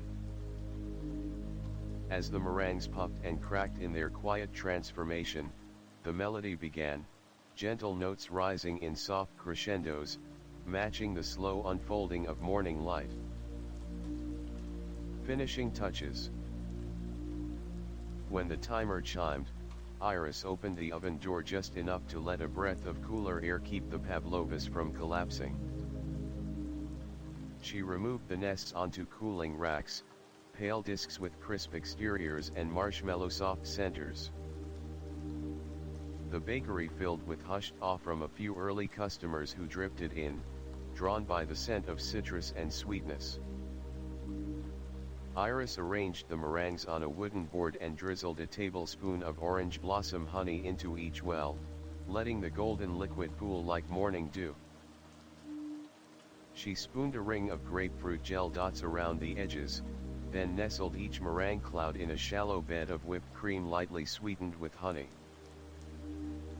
She topped each one with 6 candied kumquat wheels in a circle, tiny suns suspended above the creamy crater, and placed grapefruit segments like starlit jewels around them. Finally, she scattered fresh mint leaves and a few lavender petals for color contrast and aromatic intrigue. The music swelled as she stepped back to survey her work, 4 pavlovas that looked like captured dawns, each one radiant and inviting. Dawn's audience. Lucas poured chilled elderflower lime spritzers into coupe glasses and handed one to Iris. To light, he toasted softly. Iris clinked her glass. To Dawn. They carried plates and glasses to the communal table, where Eliza and Mara settled. Outside, the sky had opened to a cloudless blue, and golden light streamed in, illuminating every sparkle on the pavlova crusts. A few cafe regulars, Myra among them, joined the table, eyes shining at the sight. Iris handed out plates. "Go ahead," she encouraged. "I can't wait to hear how it tastes." They tasted in unison. The meringue crunched with a satisfying snap, giving way to pillowy softness that yielded to whipped cream and honey. The kumquats burst with candied sweetness and bright citrus oils. The grapefruit gel added a gentle tang, and the mint lent a crisp, cool finish. Each bite was a sunbeam on the tongue, and the elderflower lime spritzer cleansed the palate with floral effervescence. Myra closed her eyes. "It's like eating morning light itself." Eliza smiled, looking skyward. "Every flavor is so balanced, sun and dew, crisp and soft." Mara's violin tune slowed to its final note as she whispered, "Dawn's full chorus." The table erupted in murmurs of delight. Even the early rising baker from next door exclaimed, "I'll have one to take with me, this is too exquisite to save only for here." Iris felt a warm glow in her chest. Every recipe so far had told a story of storms, of moonlight, of sunrise and twilight. Today's pavlova was the brightest chapter yet, celebrating the moment when night yields to day. As plates emptied and glasses drained, Lucas rose and clasped Iris's hand. "What's next, chef?" he asked, eyes sparkling with anticipation. Iris returned his smile, brushing a sugar crystal off her apron. "Next, we embrace the heat, perhaps a spiced ember chai tart for the mid-morning warmth. But first, let's savor this moment." The first pale rays of mid-morning sunlight filtered through the rain-spattered windows of Iris's Stormy morning bakery, casting warm streaks across the marble counters. Outside, a fine mist hovered over the cobblestones, and the scent of wet earth mingled with the sweet, mysterious aromas inside. Today's chapter would chase away the lingering chill with something comforting and bold, the spiced ember chai tart, featuring a flaky cardamom clove crust, a silky chai-infused custard, and a ring of candied ginger crystals that glowed like embers on the tongue. Iris unlocked the door and stepped inside, greeted by the soft chime of the bell and the quiet hum of her ovens. She crossed to her well-worn notebook, turning to the page marked by a tiny cinnamon stick ribbon. In her grandmother's careful script she read, "Spiced ember chai tart. For mornings when the world is damp and cool, summon fire in flavor. Blend strong black tea, warmed milk, and honey with crushed cardamom, cinnamon, and clove. Pour into a crust dusted with chai spices and bake until the custard sets like molten gold. Crown with candied ginger sparks and a swirl of whipped chai cream." A small margin sketch depicted a tart glowing with embers, half hidden in curling smoke. Iris brushed her fingers over the page and smiled. It felt like the perfect counterpoint to the dawn's lightness, a warmth that seared away any lingering chill. Preparing the crust. Iris tied on her deep brown apron, its front embroidered with a tiny flame, and set to work on the crust. She measured 2 cups of all-purpose flour, a 1/4 cup of granulated sugar, and a generous teaspoon of ground cardamom into a mixing bowl. The cardamom's greenish flecks gleamed like embers themselves. Next came half a teaspoon of ground cinnamon and an 1/8 teaspoon of ground clove, adding depth and a slow building heat. She cut in 8 tablespoons of cold, unsalted butter cubed and straight from the fridge, rubbing the mixture between her fingertips until it resembled coarse cornmeal. The air filled with the heady, spicy scent of the chai blend. Iris sprinkled in a pinch of fine sea salt before adding a splash of ice-cold water, stirring just until the dough held together in clumps. Pressing it into a disc, she wrapped the dough in parchment and slid it into the refrigerator to chill for at least 30 minutes. Just then, Lucas burst in, carrying a burlap sack of whole spices, green cardamom pods, cinnamon sticks, cloves, and star anise. He set them down with a grin. "I thought you might like to grind these fresh for the crust," he said, lifting a mortar and pestle from the counter. "There's nothing like fresh spice to make embers glow." Iris's eyes lit up. Perfect timing as always. She placed the chilled dough on the counter and gently rolled it out between 2 sheets of parchment until slightly larger than her fluted tart pan. With careful hands, she pressed it into the pan, trimming and fluting the edges until they looked like dancing flames. A layer of parchment and pie weights went on top, and she slid the pan into the preheated oven at 350 degrees Fahrenheit to blind bake until the crust shimmered golden and the edges carried that faint spiced perfume. Crafting the chai custard. While the crust baked, Iris set about the chai custard. She heated 2 cups of whole milk in a heavy saucepan until just steaming, then added 3 chai tea bags each loaded with a blend of black tea leaves, cinnamon, cardamom, ginger, and anise. As the tea steeped, she stirred in 2 tablespoons of local honey and a tablespoon of dark brown sugar, dissolving the grains until the liquid gleamed like heated copper. After 10 minutes, she removed the tea bags, pressing them gently to release every drop of infused liquid, then returned the pan to low heat. In a separate bowl, she whisked 3 egg yolks with a 1/4 cup of granulated sugar until pale and creamy. Slowly, she tempered the yolks with a ladle of chai milk, whisking constantly so they would not curdle.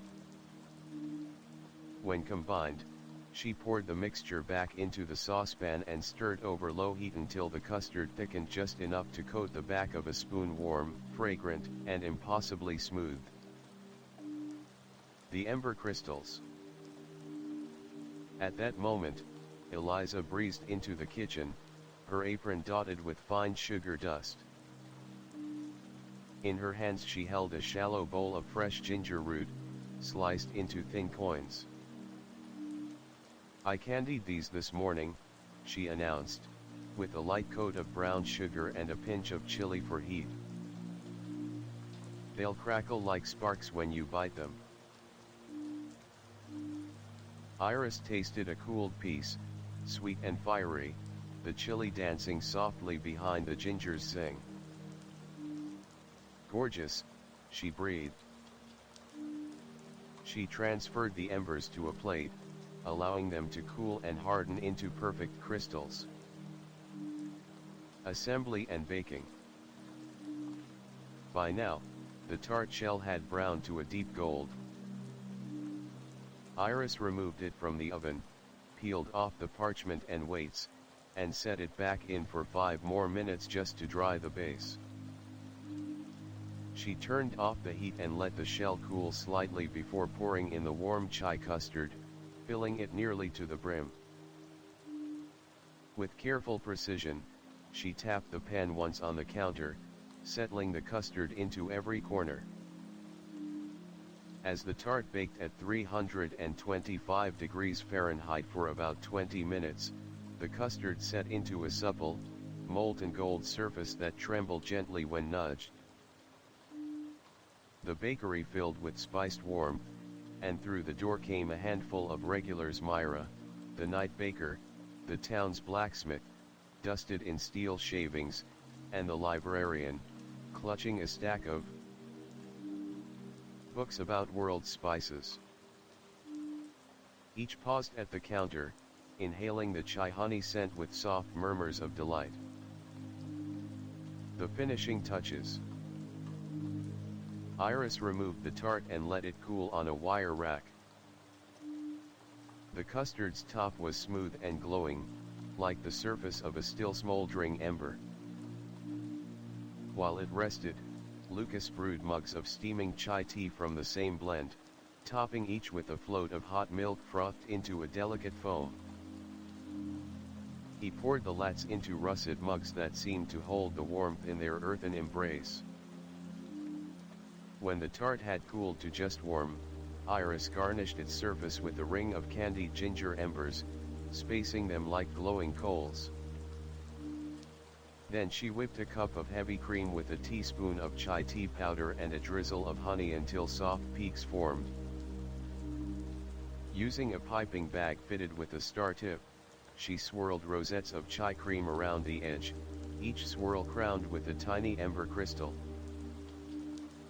A final dusting of ground cinnamon and a few whole cloves sprinkled in the center completed the molten tableau. A toast to hearth and heart. Myra stepped forward, her gaze rapt. "It smells like sitting by a fire on a crisp day," she said, reaching for a slice. Iris cut generous wedges and plated them on black slate boards, the contrast echoing the petals of embers against dark coals. Lucas set down the chai lattes beside each plate, and Eliza topped each mound of cream with a single preserved rose petal for a final touch of warmth and color. They gathered around the communal high table, its surface bathed in the mid-morning light that slanted through the windows. Outside, the mist had lifted, revealing a gentle sun and a sky flawlessly blue. Inside, the bakery walls held the scent of spice and warmth like a second skin. Iris raised her fork. "To ember moments," she said quietly, "and the warmth we share." They tasted together. The crust yielded a crisp, fragrant bite of cardamom and clove. The custard was luxuriously smooth, with the mellow spice of chai tea and the sweetness of honey. The candied ginger shards shimmered like tiny flames, offering a burst of sugar and heat that lingered pleasantly. Mara, listening to the soft clink of forks against plates, began to hum a new melody, a tune she'd composed for morning hearth fires, each note crackling with warmth. The baker, the spice keeper, the storm chaser, and the musicians all fell quiet, savoring the moment. The next flame. As the last crumbs were brushed away and the final sips of chai were savored, Lucas leaned toward Iris. "What's the next spark?" he asked, eyes bright with anticipation. Iris closed her grandmother's notebook, its pages faintly scented with spice and memory. "Next, we chase the cool, a frosted lavender-eaten mess to bridge summer's warmth and autumn's first chill." She paused, smiling at the thought. "But first, let's bask in today's ember glow." The dawn after the spiced ember chai tart still carried the warm glow of ember memory, but inside Iris's stormy morning bakery, a gentle whisper of autumn lingered on the breeze. The leaves beyond the front window had begun to blush copper and gold, and the air held a crisp edge that suggested frost might follow before long. In her grandmother's leather-bound journal, Iris found the next chapter marked with a pale lilac ribbon, hinting at something both cool and floral to bridge summer's warmth and the coming chill. Frosted lavender-eaten mess. Combine crushed meringue shards with whipped cream fresh scented with lavender and a touch of citrus. Layer in sweet tart berries macerated in elderflower cordial. Crown with sugared lavender sprigs and a drizzle of honey, lemon syrup. Serve in glass tumblers to show the marbled magic within. Iris smiled, running her finger along the margin sketch, 3 glass cups each filled with creamy swirls and berry-studded jewels, crowned by frosted lavender. She tied on her soft gray apron embroidered with tiny lavender sprigs and set to work gathering ingredients. Crumbling the clouds. First, the meringue. Iris retrieved 4 large meringue nests from yesterday's baking, a practical way to avoid waste when trial batches yield more than needed. She broke them gently in a shallow bowl, crushing the glossy shards into coarse, irregular pieces. Some were fine dust, some retained pale peaks. Already, they looked like frost-kissed snowflakes scattered across polished marble. Lucas arrived at that moment, carrying a wicker basket woven with sprigs of fresh lavender he'd picked in the pre-dawn hour, the buds still tight and fragrant with dew. "I thought these would make the perfect garnish when candied," he said, handing her the basket.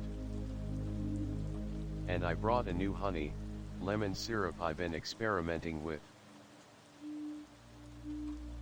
Iris beamed. Always on time, and always inventive. She set his treasures by the bowl of meringue shards and laid out small jars of elderflower cordial, wild blueberries, raspberries, and a bright crimson handful of black currants. Lavender-scented cream fresh. Eliza breezed in next, her hands dusted with icing sugar.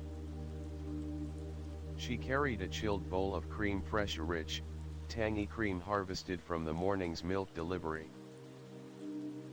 Iris measured 2 cups into Eliza's bowl, then added 2 tablespoons of local honey and a generous teaspoon of pure lavender extract, dried buds steeped overnight in a little cream for depth. With a gentle whisk, Eliza folded in the flavors until the cream fresh thickened into a silky cloud. Its pale violet sheen and floral aroma filled the bakery with a calm, heady sweetness.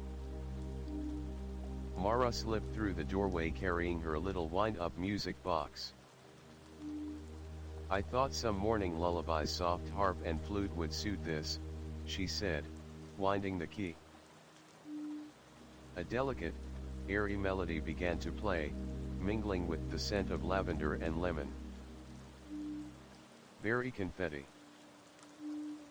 Iris washed and dried the berries, then tossed them in a small bowl with 2 tablespoons of elderflower cordial and a teaspoon of fresh lemon juice. She stirred gently, coaxing the juices to mingle and the sugars to bloom around each berry, turning them into a confetti of deep blues, purples, and reds. The currants cracked beneath her spoon, releasing their tartness to balance the cream fresh's richness. Myra, the night baker, wandered in clutching a cinnamon-spiced granola she'd prepared for the cafe next door. "I thought I'd bring something crunchy," she said, pouring a handful into a small dish. "A little texture to contrast the cream." Iris nodded gratefully, knowing that granola's warmth and cinnamon would echo the bakery's ember legacy while providing a new layer of interest. Building the Eton mess. Now came the fun part, assembly. Iris reached for 4 tall glass tumblers, their sides clear and elegant, perfect for showcasing the layered colors. She spooned a generous layer of lavender cream fresh into each glass, soft and billowy, like morning mist. Next, she scattered a handful of crushed meringue shards over the cream, pressing them in so only tips protruded. Then, she ladled a portion of the macerated berries on top, letting their ruby juices drizzle down and marble the pale cream below. Each layer repeated, cream, meringue, berries until the glasses were nearly full. Iris topped them with a final swirl of cream fresh, careful to create a peaked summit that would hold the finishing touches. Frosted lavender and finishing touches. Lucas returned with a dish of candied lavender sprigs.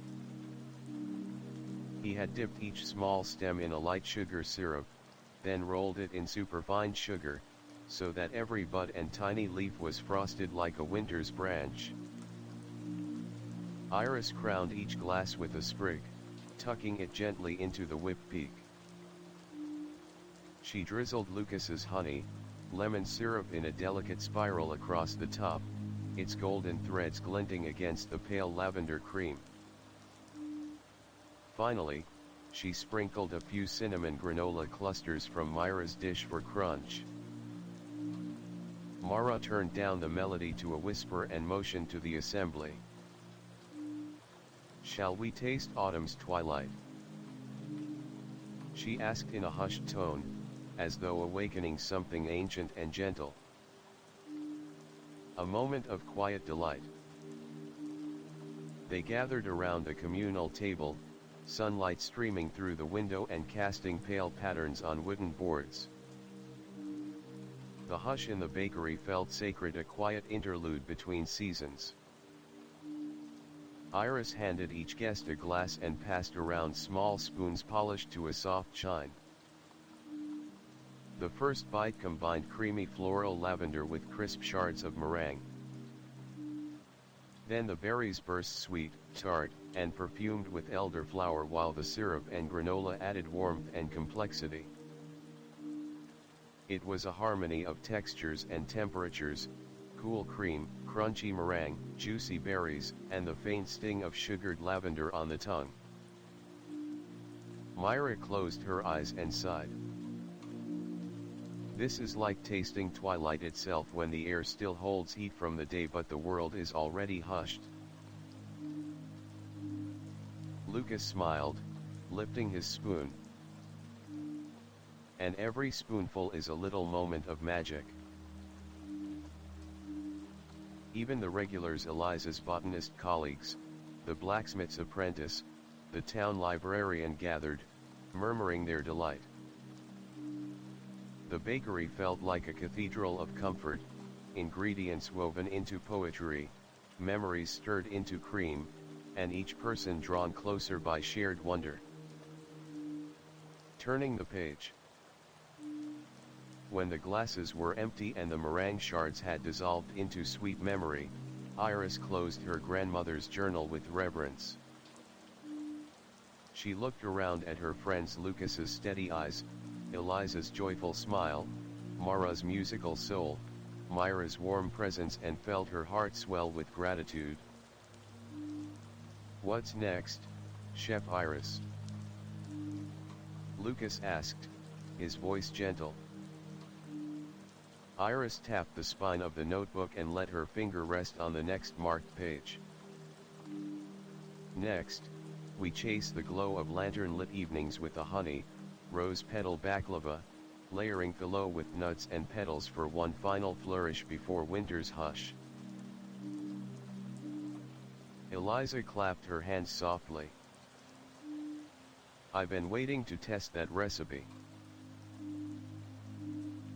Mara wound her music box once more, the soft tune slipping into the corners of the bakery. "And I have just the nocturnal melody for its unveiling." Iris smiled, looking at the window where a single cloud drifted across a pale sky. "Then let's prepare for episode 11, where sweetness, spice, and petals converge under lantern light." Latigo. A soft hush settled over the bakery that evening as the last golden hour faded into twilight. Iris lit each lantern along the counter, tiny glass orbs filled with flickering beeswax candles, and the walls glowed amber. The air was cool now, bracing against the warmth of the lamps, and outside, cobblestones shimmered with evening dew.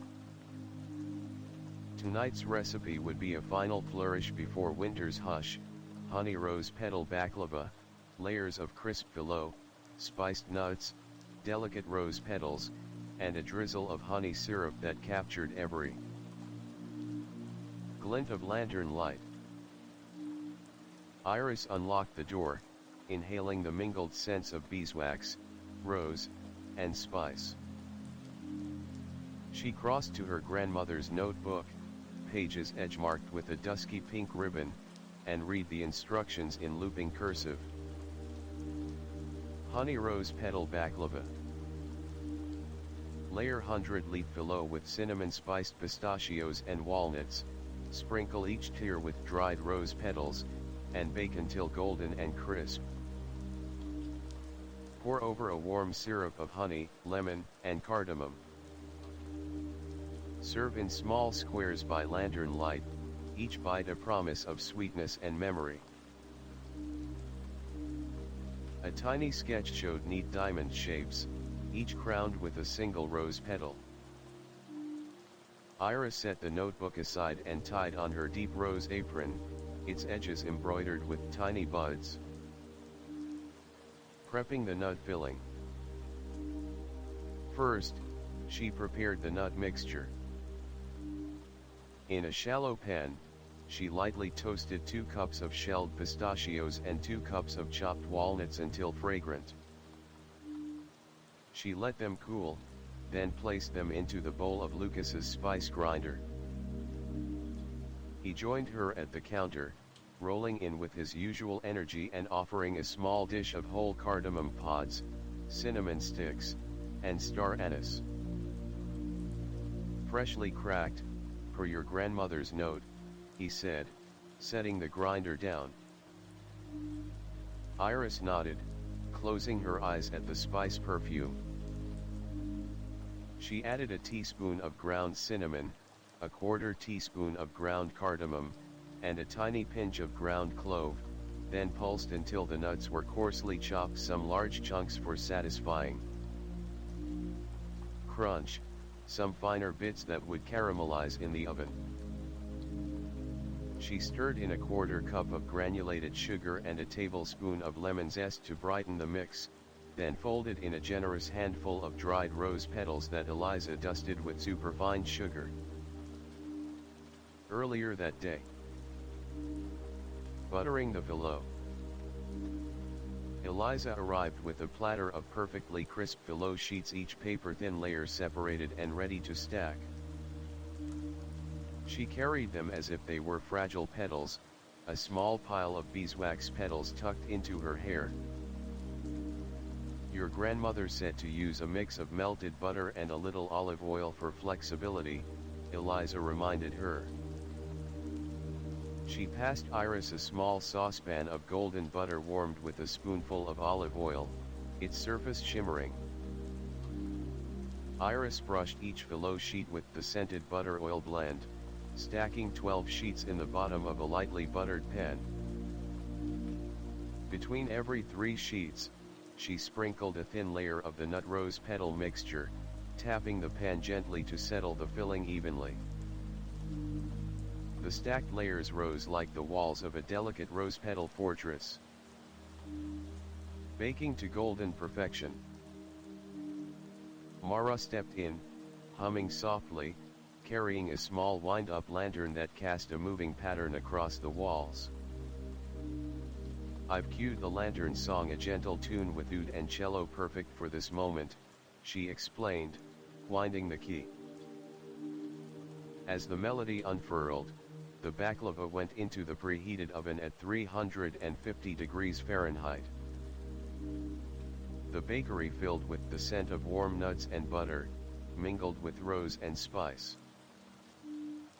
Guests trickled in. Myra, pausing her night shift to bring fresh scones, the blacksmith, trading his hammer for a glass of golden syrup, the librarian, now clutching a rose-patterned shawl against the evening chill. After 25 minutes, Iris peeked in. The phyllo had puffed and browned in crinkled layers, revealing streaks of rose-tinted filling beneath. She rotated the pan for even color, then baked another 5 minutes until the top glowed like embers in driftwood. Preparing the honey cardamom syrup. While the baklava baked, Lucas combined 1 cup of honey, half a cup of sugar, the juice of half a lemon, and 4 cracked cardamom pods in a small saucepan. He warmed it gently until the sugar dissolved and the syrup simmered, then removed the pods. The syrup smelled of fragrant honey and warm spice, the perfect companion to crisp pastry. Iris removed the baklava, letting it rest for a moment before using a sharp knife to score diamonds through all layers, following the sketch in her grandmother's margin. Then, while the tray was still hot, she ladled warm syrup evenly, allowing it to seep into each crevice. The pastry hissed softly as steam rose, and the syrup glazed every surface in molten sweetness. The final arrangement. When the baklava cooled just enough to handle, Eliza dashed a final shower of candied rose petals atop each diamond. Lucas arranged small square plates along a long wooden board beneath the lantern light, and Mara dimmed the overhead lamp so only the lanterns and candles glimmered. Iris carried the first plate to the communal table, a single diamond of baklava, its edges crisp and golden, its top shimmering with syrup and rose.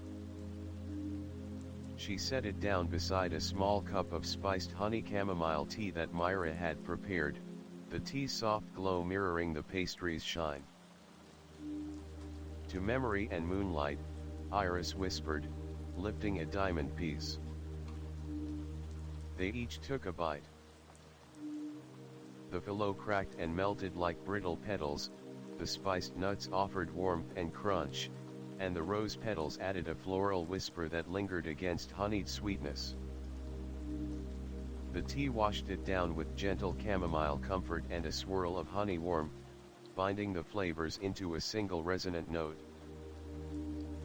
Epilogue in Ember and Rose.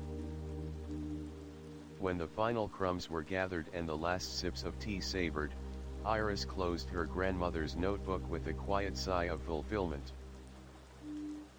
The bakery felt cocooned in soft light and warmth, each lantern, each petal, each note of the melody weaving together into a final, glowing chapter before winter's rest. Lucas gathered the empty plates. "What's our winter project?" he asked, eyes bright but gentle in the lantern glow. Iris smiled as she tucked the notebook into its wooden stand. "A series of rose honey confections to gift our neighbors softer treats for close hearts. But for now, let's bask in the light we've made together." Eliza wrapped a shawl around Iris's shoulders. "And when the snow falls, these memories will keep us warm." Mara wound her music box one last time, its final notes drifting through the bakery like petals on a breeze.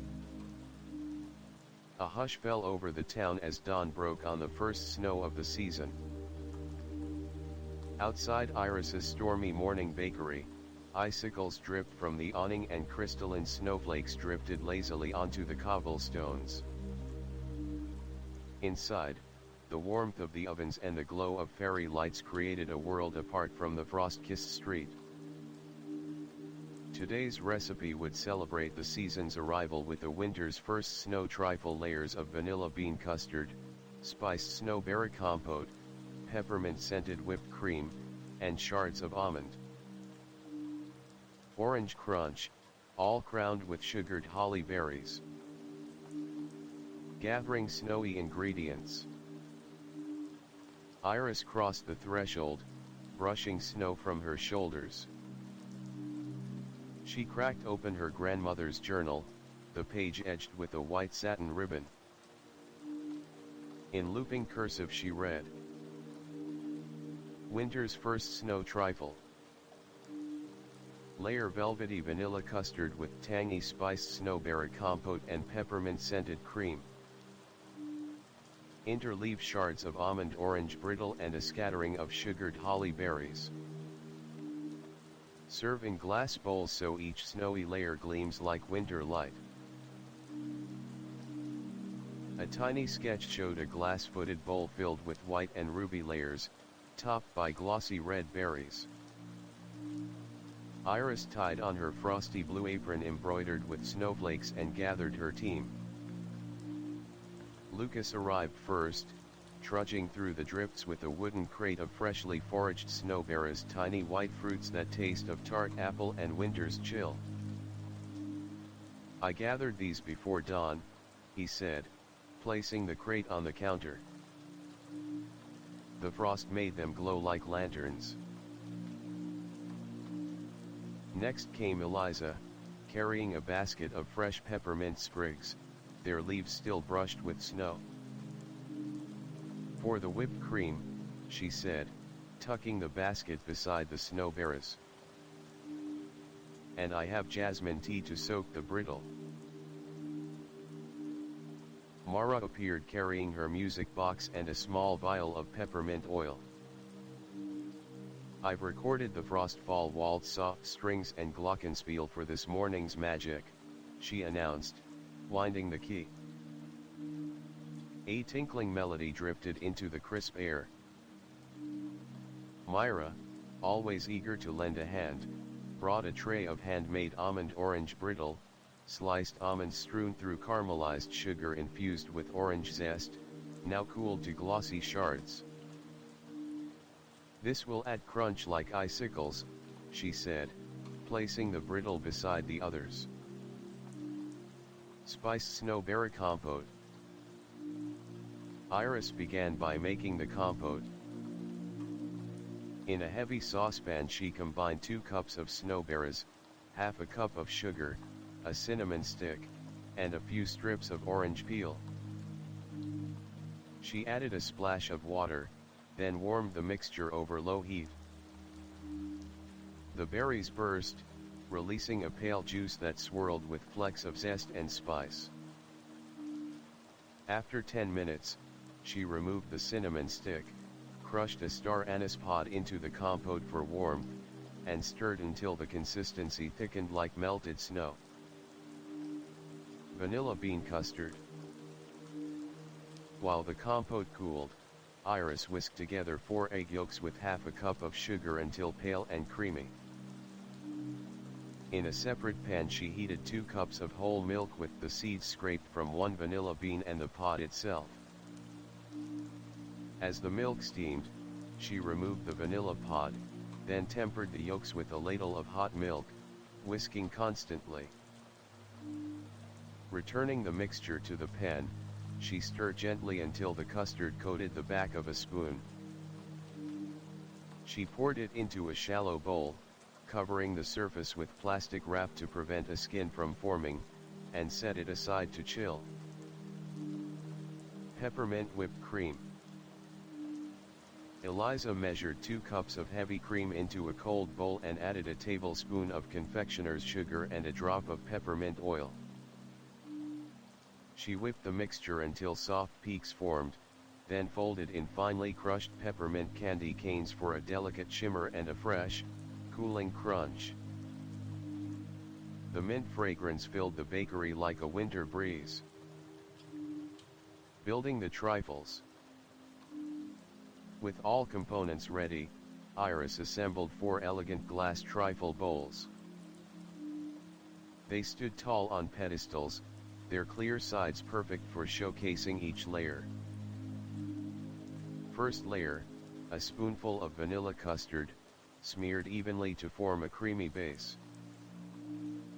Second layer, a ladle of warm snowberry compote, its pale red hue reminiscent of sunrise on snowdrifts.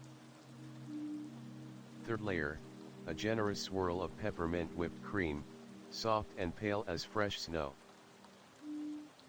Fourth layer, a scattering of almond orange brittle shards, jagged like broken ice.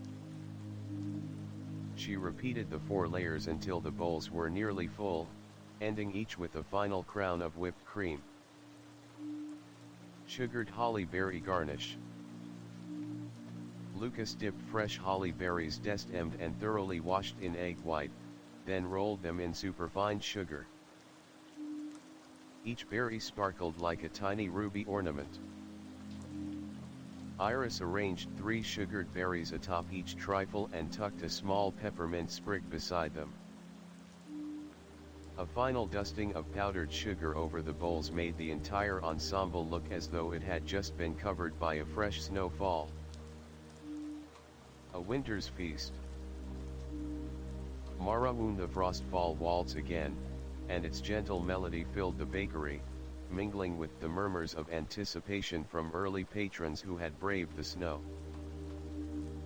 Myra poured mugs of hot spice apple cider, an infusion of apple juice, cinnamon, cloves, and a splash of lemon for those who craved warmth alongside the trifle. Iris carried the first bowl to the communal table, its layers glimmering in the soft lantern light. She joined Lucas, Eliza, Mara, and Myra as they gathered around, breath steaming in the cold air that drifted in when the door opened. To winter's first snow, Iris toasted softly, lifting her spoon. They tasted in unison. The custard was silk and vanilla, the compote tangy and warmly spiced, the peppermint cream cool and sweet, the brittle shards crackled like ice. The sugared holly berries offered a burst of tartness, and the cider soothed with orchard warmth. It was a symphony of contrasts, warm and cold, soft and crunchy, sweet and tart, crafted to echo the season's gentle beauty. Turning toward spring. Outside, snow continued to fall in lazy patterns, blanketing the street in white. Inside, the bakery glowed with camaraderie and the promise of many more recipes to come. Iris looked around at her chosen family, feeling the steady pulse of friendship and creativity that bound them. Lucas grinned. "What's next, chef?" Iris closed her grandmother's journal with a contented sigh.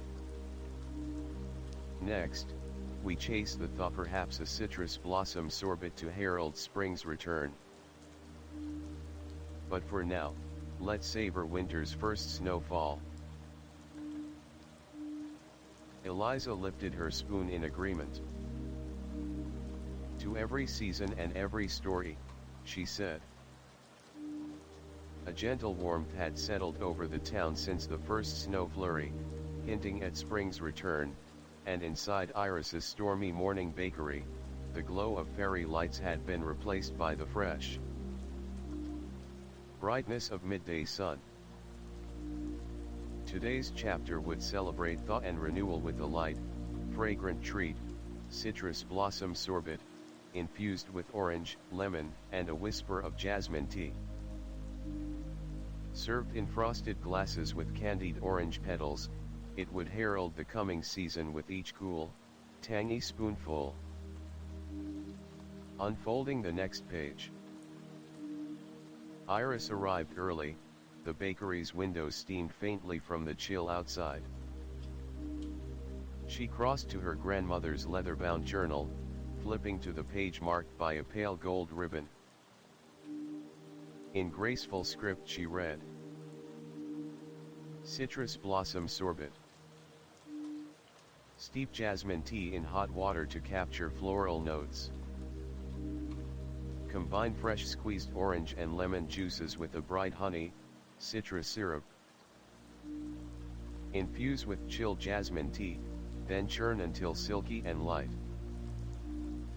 Serve in frosted glasses, garnished with candied orange petals and a sprig of mint.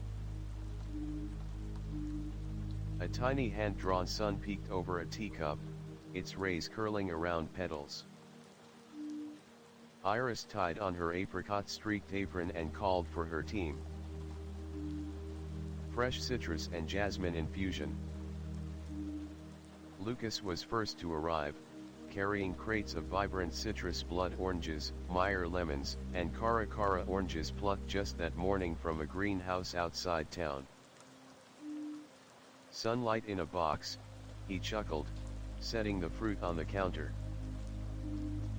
Eliza followed, clutching a small teapot filled with freshly brewed jasmine tea. I steeped it extra strong overnight, she explained, setting down the teapot so the floral aroma drifted through the air. Mara appeared next, her music box in hand. I found a melody called Petals in the Breeze, she said, winding the key.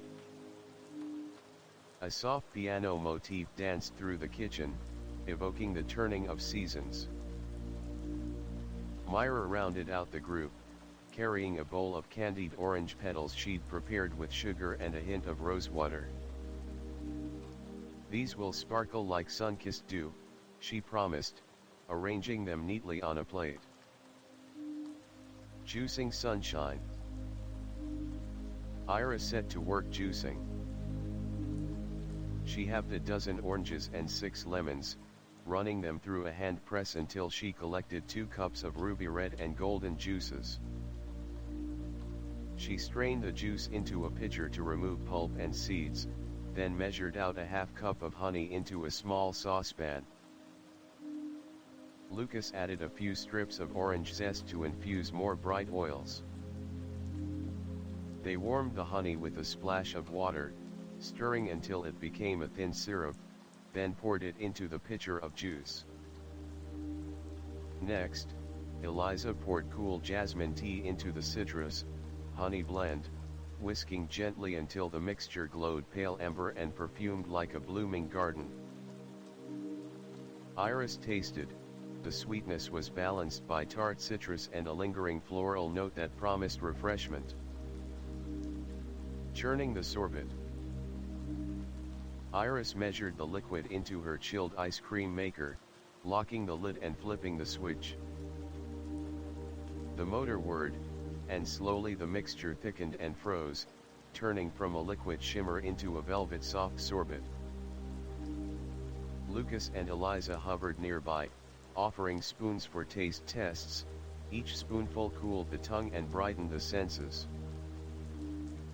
While the sorbet churned, Mara set the music box on a nearby stool and let petals in the breeze fill the bakery with gentle warmth.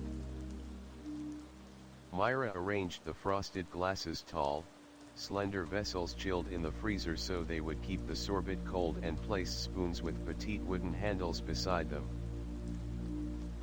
Plating the spring elixir. After 20 minutes, the sorbet reached the perfect texture, silky, light, and gleaming like morning dew. Iris scooped heaping quenelles into each glass, forming smooth, oval mounds that rose above the rim. She drizzled a few drops of extra honey, citrus syrup over the top to catch the light, then nestled 3 candied orange petals against each sorbet mound. A single fresh mint sprig stood tall in the center, its green echoing the life stirring in the world outside. The frosted glasses scattered across the counter looked like miniature bouquets of sunshine and petals, ready to awaken winter-weary palates. A toast to thaw. The bell tinkled as the first customers arrived. The librarian, dusted with snow from her morning walk, the blacksmith's apprentice, cheeks rosy from the cold, and Myra's evening shift colleagues.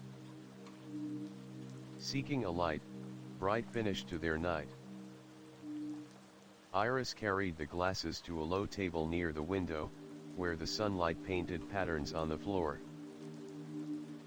To spring's first breath, Iris said, lifting her sorbet glass. They tasted together. The sorbet melted instantly, the citrus burst crisp and true, honey added rounded sweetness, jasmine tea imparted a gentle floral whisper, candied petals provided a delicate crunch, and mint closed the flavor with a cooling exhale. Each mouthful was a sunbeam chased through frost. Preparing for the next chapter. As the final spoonfuls were savored and the candle's glow faded in the afternoon light, Lucas set down the empty glasses. "So, Chef Iris," he said, eyes bright, "what's our next tale?" Iris closed her grandmother's journal and let her finger drift to the next page, marked by a pale green ribbon. "Next, we explore the harvest and apple orchard fool, layering spiced apple compote and cream anglaise with cinnamon crumb streusel. But for now, let's bask in the warmth we've bottled today." Eliza gathered the jasmine teapot. "And I'll steep another pot perhaps for mulling with spices when we chase that harvest dessert." Mara wound the music box one last time, its final notes fluttering like petals in the breeze. Myra offered a plate of leftover candied petals as a farewell spark of sweetness. The late afternoon sun slanted through the bakery windows, painting the honeyed walls with golden beams that hinted at autumn's full embrace. Iris felt the soft crackle of anticipation in the air. Today's chapter would celebrate the orchard's bounty with an apple harvest fool, layers of warm spiced apple compote, silky cream anglaise, and crunchy cinnamon streusel, all crowned with a swirl of cider whipped cream and a dusting of nutmeg. Gathering the orchard's gifts. Iris unlocked the door to find her team already at work. Lucas carried 2 baskets of crisp Cortland and Honey-Crisp apples, their skins gleaming like autumn jewels. Eliza followed, cradling a small pot of golden custard, her tender cream anglaise steeped with vanilla bean and a hint of fresh thyme. Myra rolled in a tray of buttery streusel, brown sugar, oats, and cinnamon baked until golden. Mara wound the music box, autumn's waltz echoing softly through the warm air. Spiced apple compote. Iris peeled and cored 6 apples, slicing them into thin crescents. In a heavy saucepan she melted 2 tablespoons of butter, then stirred in a 1/4 cup of brown sugar, a teaspoon each of cinnamon and ground ginger, and a star anise for depth. She added the apples and a splash of apple cider, covering the pan and simmering until the fruit was tender and the juices thickened into a fragrant compote. The kitchen filled with the aroma of orchards and spice. Silky creme anglaise. Eliza poured her creme anglaise into a measuring cup, its pale gold sheen promising richness. She added a pinch of flaky sea salt to heighten the vanilla notes and gently reheated it over a bain-marie just until it swirled easily, a silky underpinning for the layers to come. Cinnamon streusel crunch. Myra set out the streusel in a shallow dish. Iris tasted a piece. Buttery oat clusters crackled with cinnamon and nutmeg, offering a perfect counterpoint to soft fruit and cream. She tapped a spoon against the dish, the pieces ready to nestle between layers for textural delight. Building the fool. Iris arranged 4 clear parfait glasses on the counter. Into each she spooned. First layer, a generous spoonful of warm spiced apple compote, bright and fragrant. Second layer, a drizzle of creme anglaise, pooling around the apple like golden sunshine. Third layer, a handful of cinnamon streusel for crackling texture. She repeated the layers: compote, custard, streusel until the glasses brimmed. On top, she whipped cold apple cider cream, heavy cream lightly whipped with a splash of cider and honey, into soft peaks, piping a rosette on each glass. Finally, she dusted a whisper of freshly grated nutmeg and tucked a small sprig of thyme beside the cream. Savoring the harvest.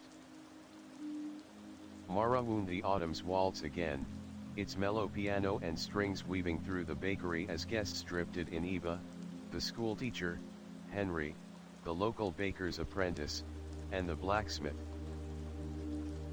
emerging from his forge with soot-speckled cheeks. Iris carried the first parfait to the communal table, where Lucas poured mugs of hot mulled cider spiked with orange peel and clove. To autumn's abundance, Iris toasted, lifting her spoon. They tasted in unison. The apples yielded their warm spice, the custard soothed with vanilla richness, the streusel cracked like autumn leaves underfoot, and the cider cream and mulled drink finished. The moment with crisp sweetness. Each bite felt like walking through an orchard at sunset. Closing the chapter. As the final spoons clinked and laughter echoed softly, Iris closed her grandmother's journal and slipped it into its wooden stand. The bakery was aglow with shared warmth and the rich scent of apples and spice. Lucas smiled. Episode 15. Iris nodded, eyes shining. Yes, next, we'll craft a twilight treat, lavender honey madeleines to carry us into evening's calm. Eliza gathered the glasses. And I'll brew us a pot of evening tea. Mara wound the music box once more. As the sky deepened into bruised purples and rose-tinted gold, Iris felt the hush of evening settle over her bakery. Lanterns flickered to life around the counter, casting dancing shadows on the walls. Tonight's chapter would be delicate and fragrant, a batch of twilight lavender honey madeleines, crisp at the edges, tender and pillowy within, scented with floral lavender and sweet meadow honey. Served with a side of warm chamomile mint tea, they would carry her friends gently into night's embrace. Opening the notebook at dusk. Iris stood behind the marble counter and opened her grandmother's journal to the page marked with a dusky purple ribbon. The looping cursive read: Twilight lavender honey madeleines. Whisk eggs and sugar until pale, fold in flour, melted butter, local honey, and culinary lavender. Rest the batter in the cool dusk air. Pipe into shell-shaped molds, bake until golden, then dust with powdered sugar. Serve with chamomile mint tea as stars awaken. A tiny sketch of scalloped madeleine shells lay beside a crescent moon. Iris smiled, tying on her lavender-trimmed apron. Gathering evening's fragrance. Lucas arrived first, carrying a small jar of clover honey freshly tapped from the hive behind the bakery garden.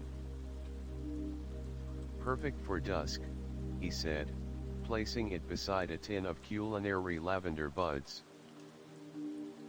Eliza followed, her hands lightly dusted with flour, holding a teapot of chamomile mint infusion picked that afternoon from their herb patch. This tea will pair beautifully, she promised, setting the pot on a warming tray. Mara hovered by the music box, winding a melody called Nightfall Lullaby, soft strings with a gentle harp flourish. A perfect soundtrack for baking by lantern light, she said. Myra, carrying a dish of lemon zest sugar for dusting, completed the ensemble. For a bright finish on these twilight treats, she smiled. Whisking the twilight batter. Iris cracked 3 large eggs into a chilled bowl and added 3/4 cup of granulated sugar. She beat them by hand until the ribbon stage, when the pale yellow batter fell back in thick trails. Into the bowl she folded 1 cup of sifted cake flour, a pinch of salt, and 1 teaspoon of baking powder. Next she whisked in 4 tablespoons of melted butter warmed gently with 2 tablespoons of Lucas's honey and 1 teaspoon of finely chopped lavender buds. The batter took on a soft gold hue and perfumed the air with honeyed floral notes. Resting under the evening sky. Per her grandmother's notes, Iris covered the bowl and placed it by the open window, letting the cool breeze of twilight rest the batter for 30 minutes. Outside, a few stars blinked into existence. Inside, the kitchen filled with the quiet anticipation of night. Baking the shells of night. After the rest, Iris heated the oven to 375 degrees Fahrenheit and brushed a madeleine pan with melted butter, then dusted it lightly with flour. She spooned the batter into each shell, filling them 3/4 full. The first batch went in, and immediately the bakery was redolent of honey and lavender. Mara wound the music box, and Nightfall Lullaby drifted through the room. As the madeleines baked for 9 to 10 minutes, they puffed at the centers and browned at the edges, each scalloped shell emerging like a little moonlit wave. Dusting and plating. Iris removed the madeleines with care, letting them cool briefly on a wire rack. Myra sprinkled them with lemon zest sugar, the bright crystals catching every glint of lantern light. She arranged them on a pewter platter, their golden curves echoing the soft glow of evening. The twilight tea service. Eliza ladled chamomile mint tea into delicate glass cups, the pale infusion steamed gently. She placed a tiny lavender sprig beside each cup, matching the aroma of the madeleines. A gentle evening gathering. Customers drifted in, neighbors out for an evening stroll, the librarian closing her books, the blacksmith pausing before heading home. Iris carried the platter to a low table by the window, where Lucas and the others gathered. To Twilight's embrace, Iris toasted softly, lifting a madeleine in one hand. They tasted together, the shell crisped and then gave way to soft, buttery crumb, the honey lent rounded sweetness, lavender flowered through each bite, and the lemon sugar dust offered a bright, fleeting spark. Sipping tea between bites, they felt the gentle lull of evening wrap around them like a soft shawl. Turning the page toward night. As the last madeleine vanished and the teacups emptied, Iris closed her grandmother's journal and looked around at her friends. The bakery glowed in warm light against the cool night beyond. Lucas smiled. Episode 16. Iris nodded, her eyes reflecting lantern flames. Yes, next, we'll capture moonlit sweetness with a silver moon rice pudding. But for now, let's savor this quiet magic. The night air outside Iris's stormy morning bakery lay hushed under a velvet sky, stars glittering like distant lanterns. The town's rooftops wore a shimmering dust of moonlit frost, and inside, soft lanterns cast a gentle glow against honey-hued walls. Tonight's masterpiece would be silver moon rice pudding, a silken dessert infused with lavender and vanilla, dotted with pearled tapioca, and crowned with a swirl of rosewater, cream and a sprinkle of edible silver leaf. Served in delicate bowls that caught every glimmer, it would capture the quiet magic of moonlight itself. 1. Opening the lunar recipe. Iris stood behind the marble counter, her lavender apron brushing the aged wood, and opened her grandmother's leather-bound journal to the page marked with a silver crescent ribbon. In graceful cursive she read, Silver moon rice pudding. Simmer fragrant rice and tapioca pearls in milk infused with lavender buds, vanilla bean, and a hint of white pepper. Cook slowly until the mixture thickens to a silken custard. Chill beneath the moon's glow, then swirl with rosewater, cream, top with candied lemon zest and edible silver leaf. Serve in glass bowls that reflect lunar light. A tender sketch of a bowl framed by a silver moon adorned the margin. Iris let her fingertip trace the curve of that moon before tucking the journal onto its wooden stand. 2. Gathering celestial ingredients.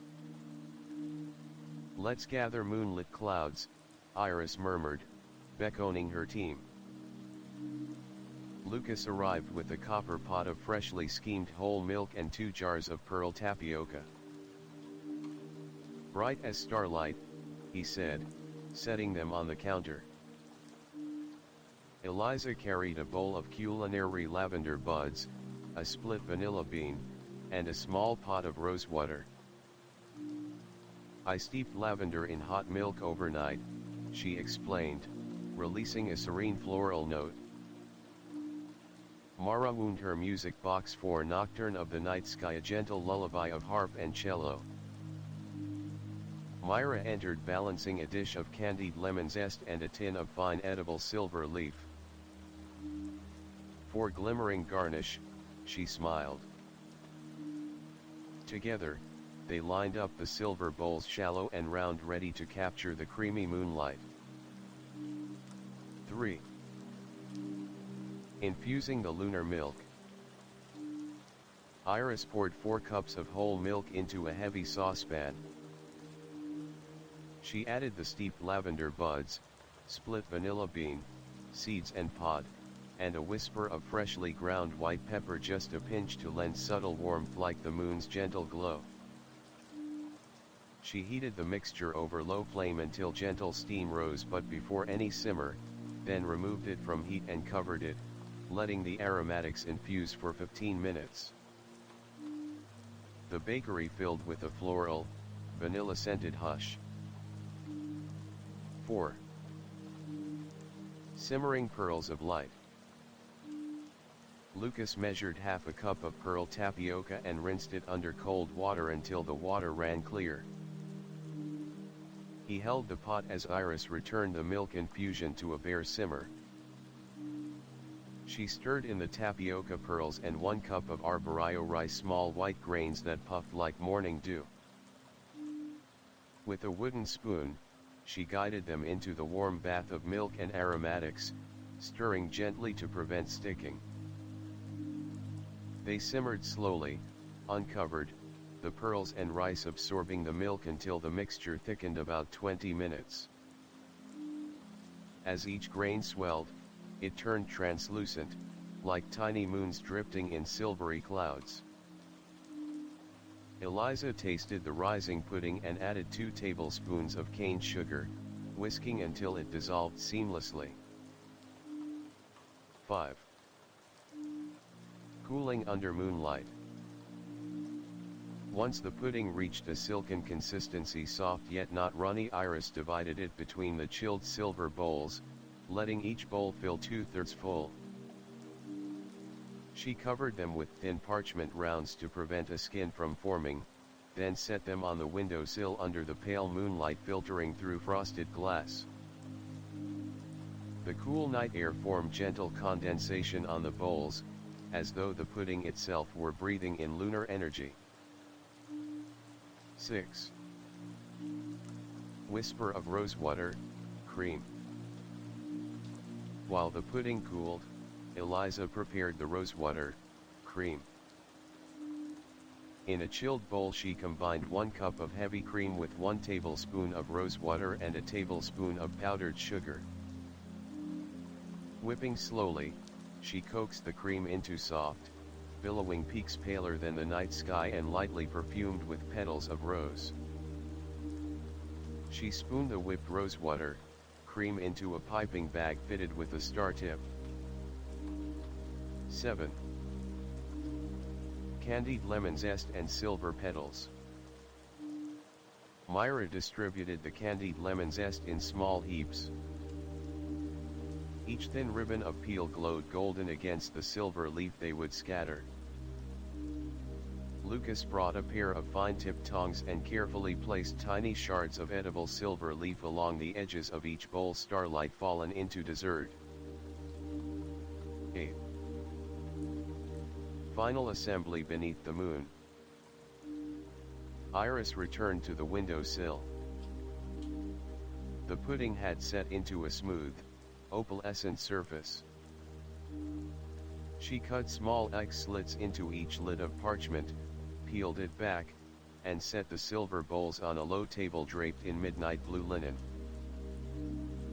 The music box's Nocturne of the Night Sky began, its soft harp notes rising like luminescent dust. One by one, Iris piped generous rosettes of rosewater, cream onto each pudding, positioning them slightly off-center, as if moons drifting across a starfield. She nestled 3 candied lemon zest curls atop the cream, their bright tang echoing moonbeams in the dark. Finally, using Lucas's steady hand, they scattered petals of silver leaf across the pudding's surface, each flake catching lantern light to shimmer like distant stars. 9. Sharing the moon's gift. As the night deepened, a small crowd gathered, Myra's cafe colleagues, the schoolteacher, the blacksmith, and late-shift students seeking solace. Iris brought the silver bowls to the communal round table by the window. Lanterns flickered overhead, mingling with moonlight that streamed through the pane. To the night's quiet beauty, Iris toasted, her voice soft. They dipped spoons into the silken pudding.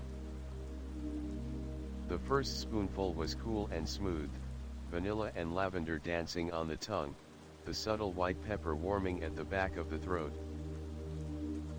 Rose water, cream folded into each bite, floral and sweet, candied lemon zest added bright flashes of citrus, and the silver leaf melted like stardust, leaving a fleeting shimmer of metal that surprised and delighted. 10. Closing the 17th chapter. As the final silver bowls emptied and the notes of the nocturne trailed off, Iris closed her grandmother's journal with reverent care. The bakery's warm lantern glow contrasted the night's hush, yet within that contrast lay the true magic, a space where recipes became memories, and each chapter reflected the seasons of their hearts. Lucas rose, touching his spoon to the empty bowl. Episode 17. He asked, eyes bright in the lantern light. Iris smiled, her heart full. Yes, next, we chased dawn again with autumnal pumpkin chiffon, bridging night's glow and morning's promise.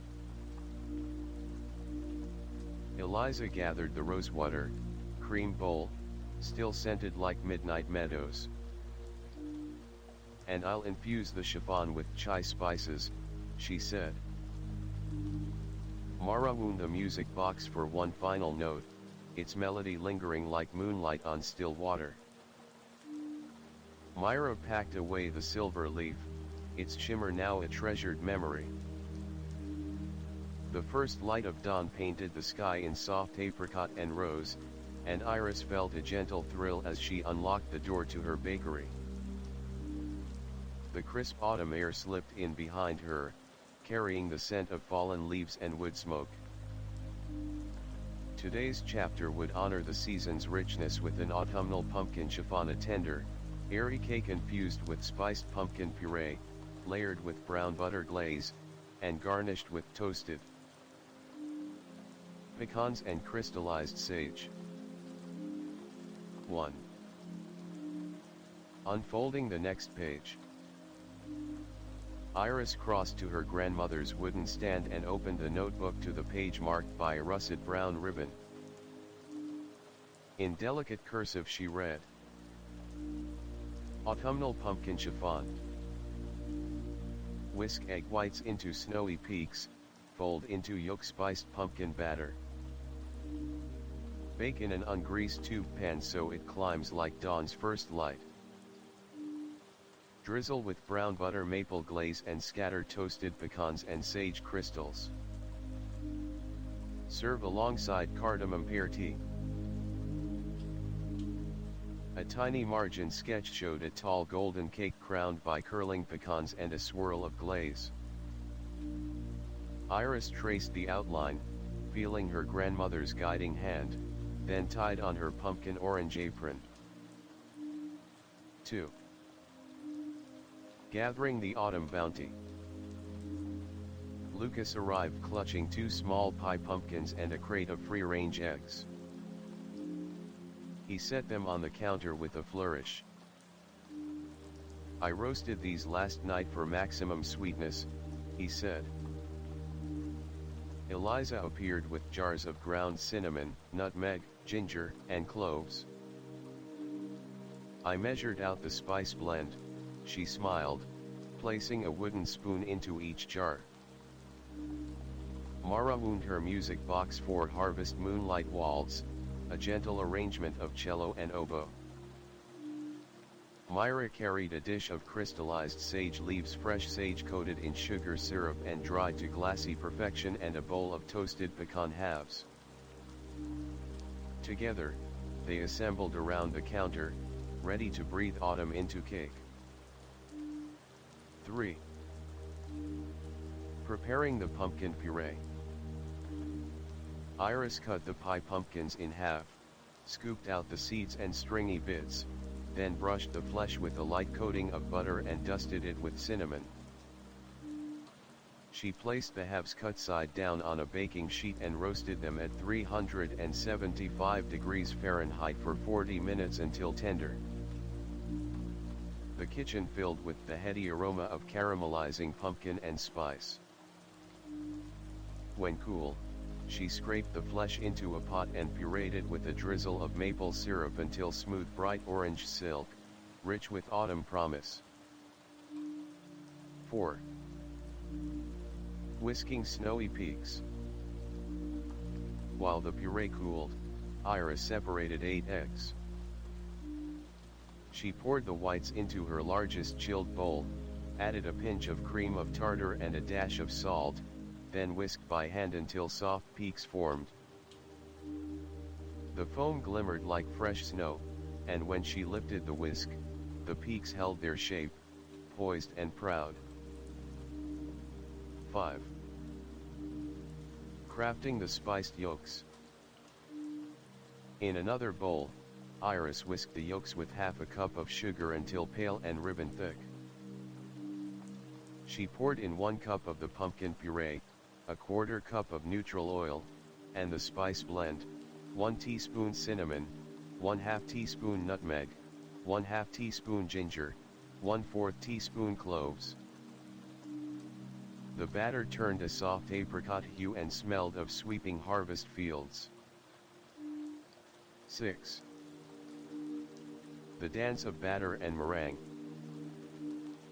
Her grandmother's note read, "Fold down, then up, let the cake learn to fly." With that mantra in mind, Iris folded 1/3 of the meringue into the pumpkin batter to lighten it, then gently folded in the rest in 2 additions, careful not to deflate the airy foam. Soon the bowl held a billowy, golden batter that fluttered like rising dawn. 7. Baking into morning light. Iris preheated the oven to 325 degrees Fahrenheit and chose an ungreased chiffon tube pan, its walls rough to help the cake climb. She poured the batter in, smoothed the top, and slid the pan onto the center rack.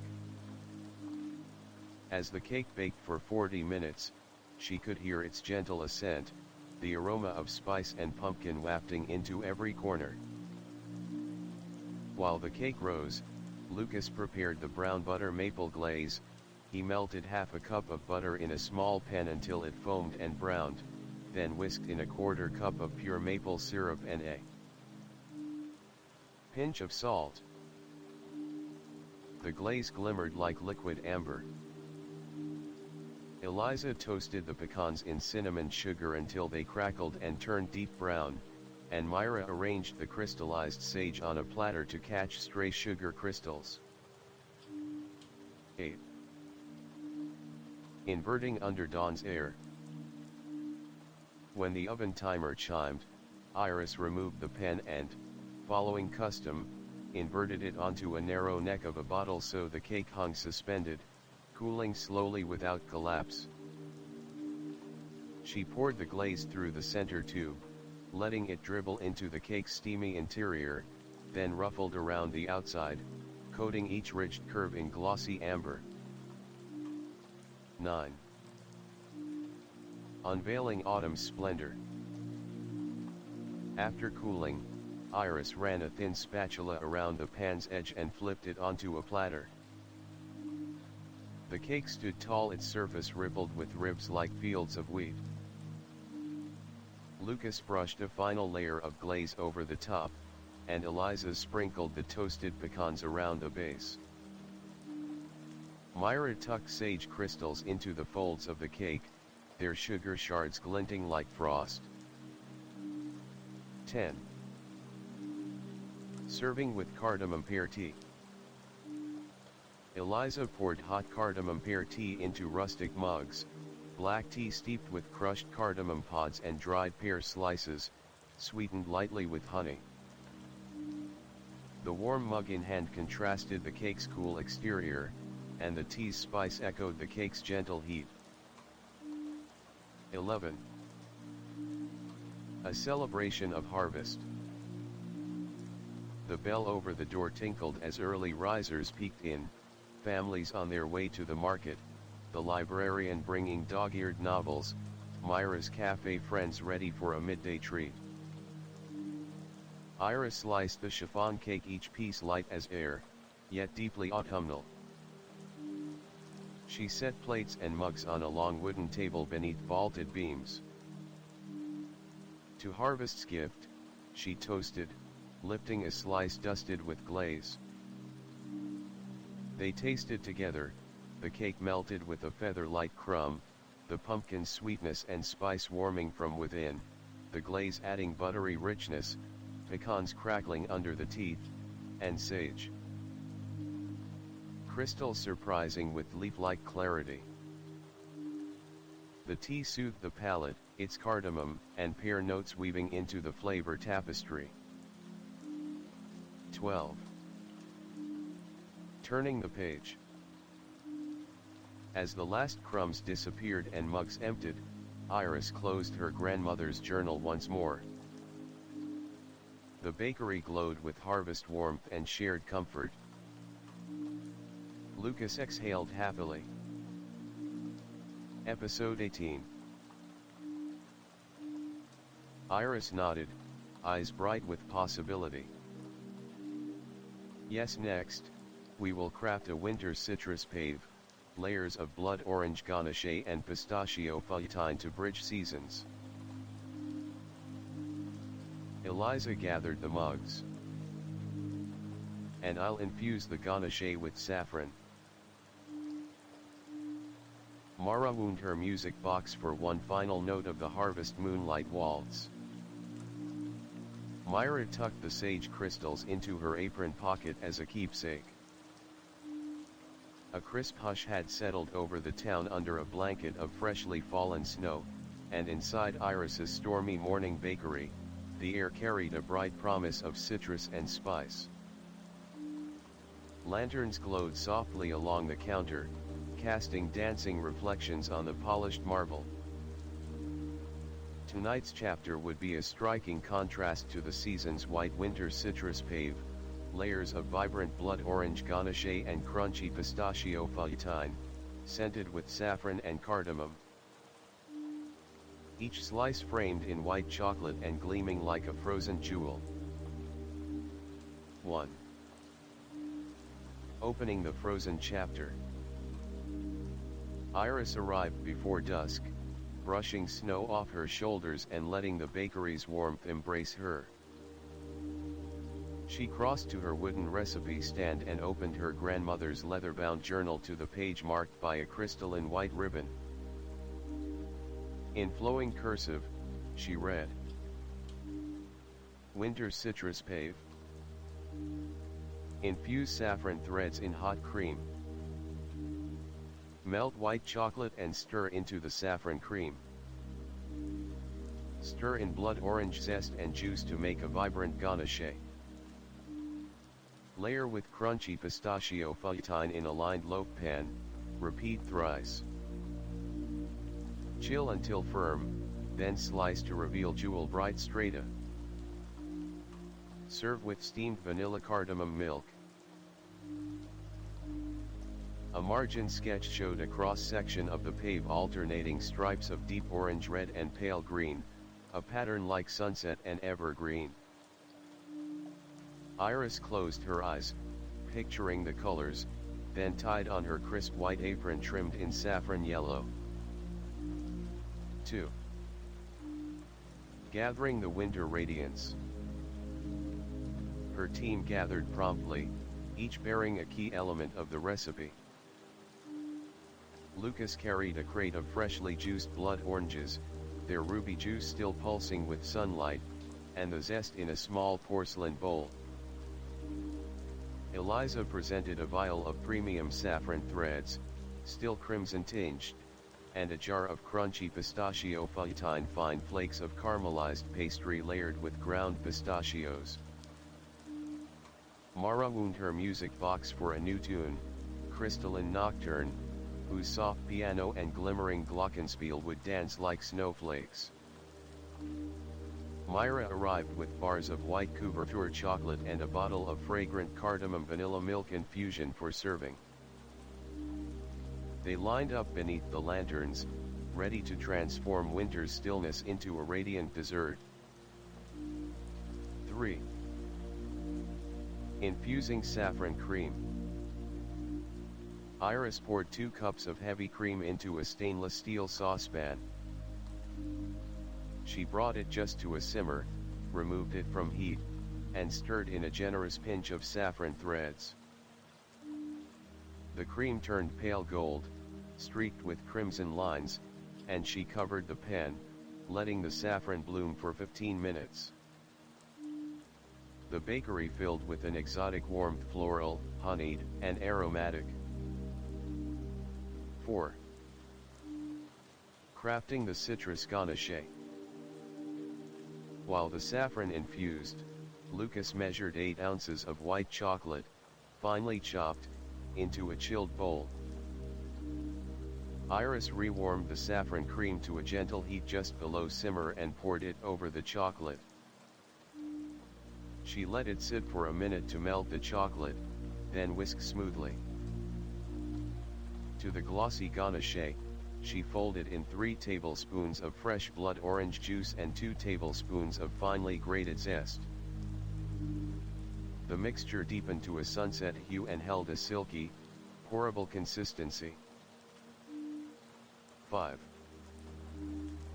Preparing pistachio feuilletine layers.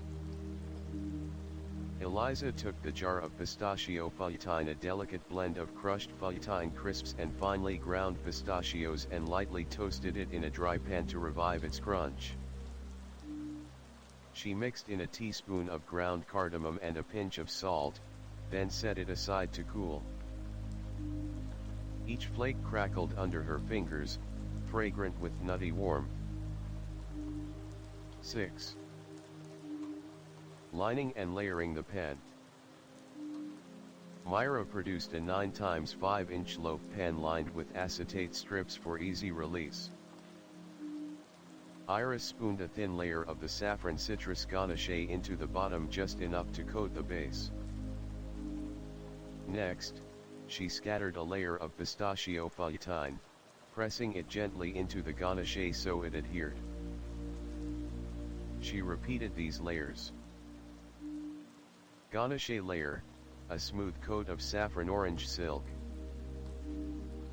Feuilletine layer, a crunchy mosaic of pistachio bits and spice. In total, she built 6 strata, ending with a final crown of ganache. Each layer gleamed like a ribbon of flame amid evergreen. 7. Chilling under starlight. With the pan assembled, Iris tapped it once on the countertop to level the ganache and remove air pockets.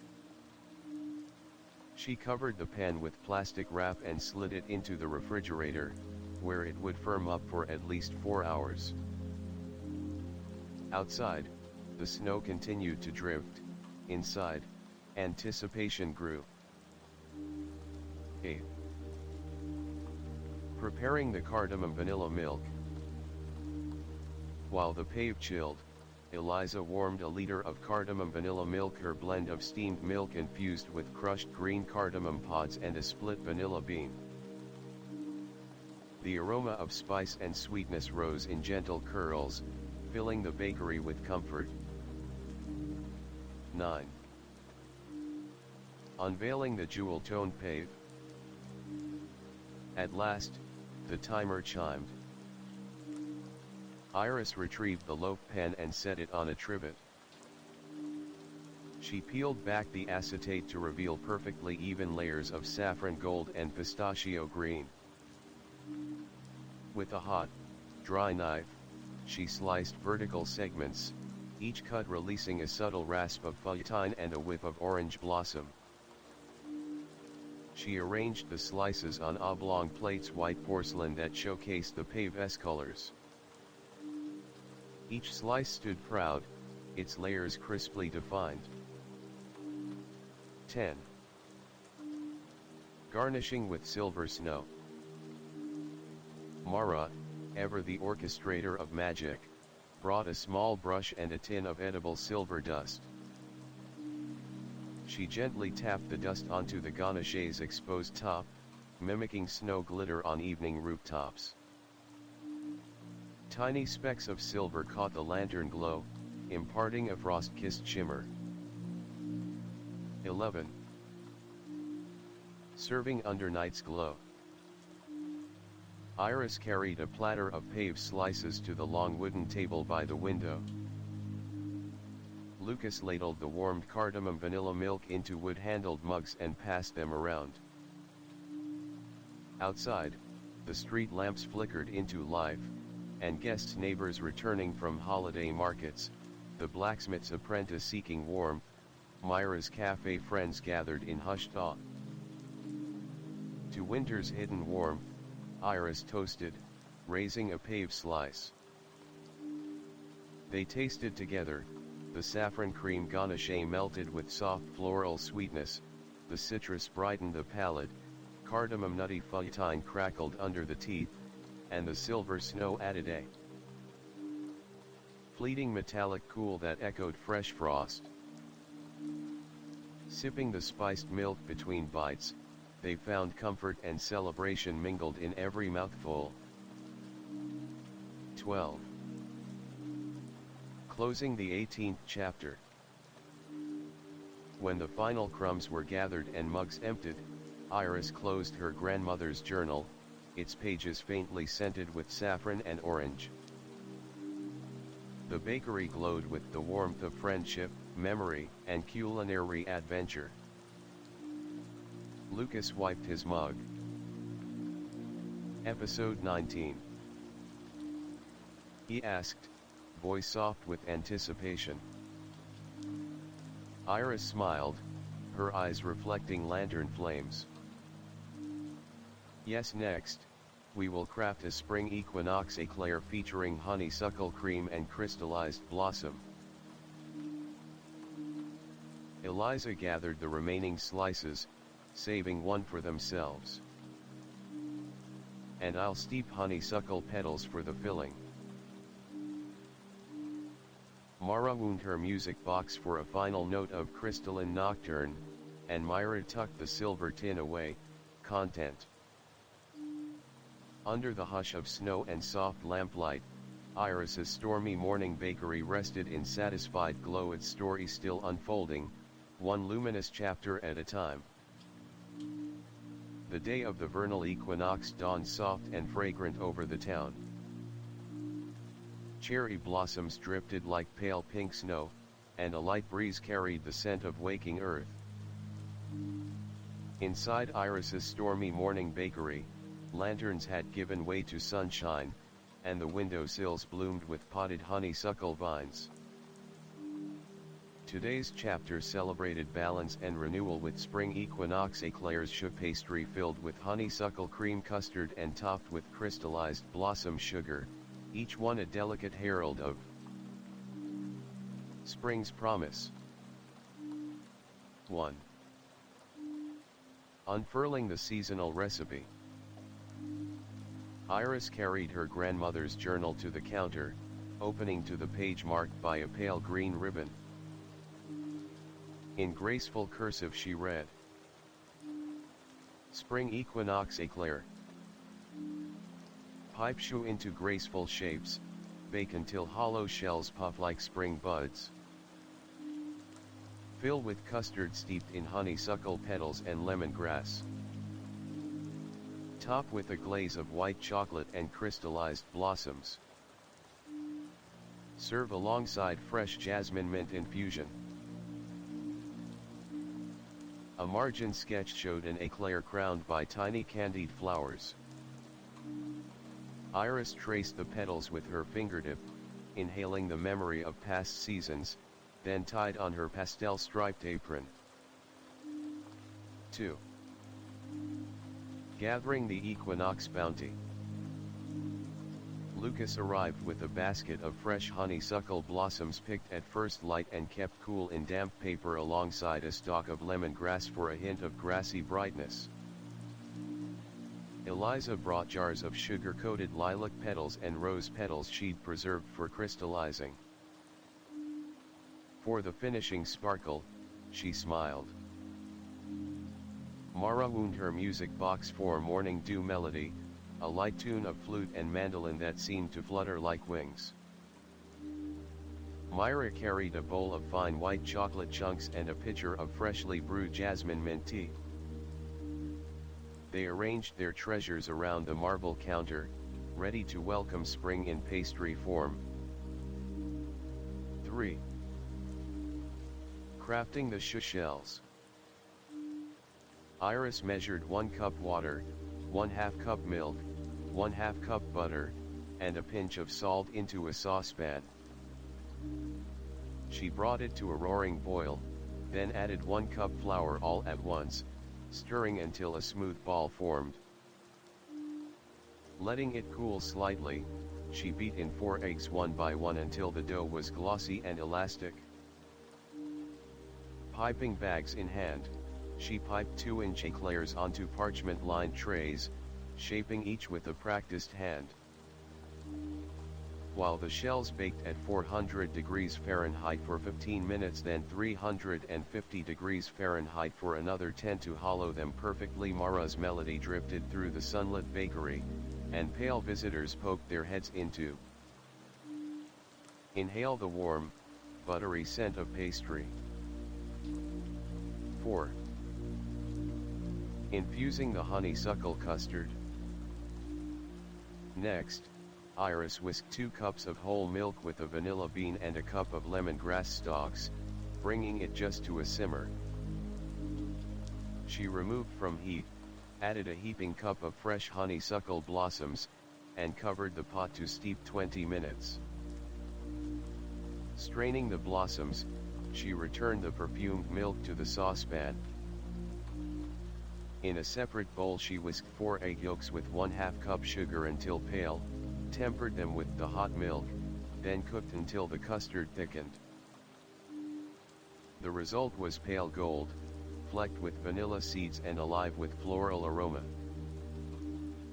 After cooling, she folded in 3 tablespoons of melted white chocolate for extra silkiness. 5.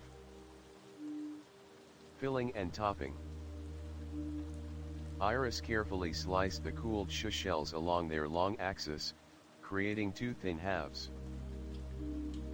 With a piping bag, she filled each bottom half with the honeysuckle custard, the cream billowing into soft peaks. She brushed the tops with melted white chocolate, then adorned each eclair with a few crystallized lilac and rose petals, pressing them gently into the glaze. The blossoms shimmered like dew-kissed spring flowers.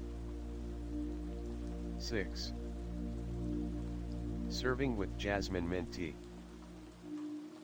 Myra poured jasmine mint tea into translucent cups, its steam curling like newborn tendrils.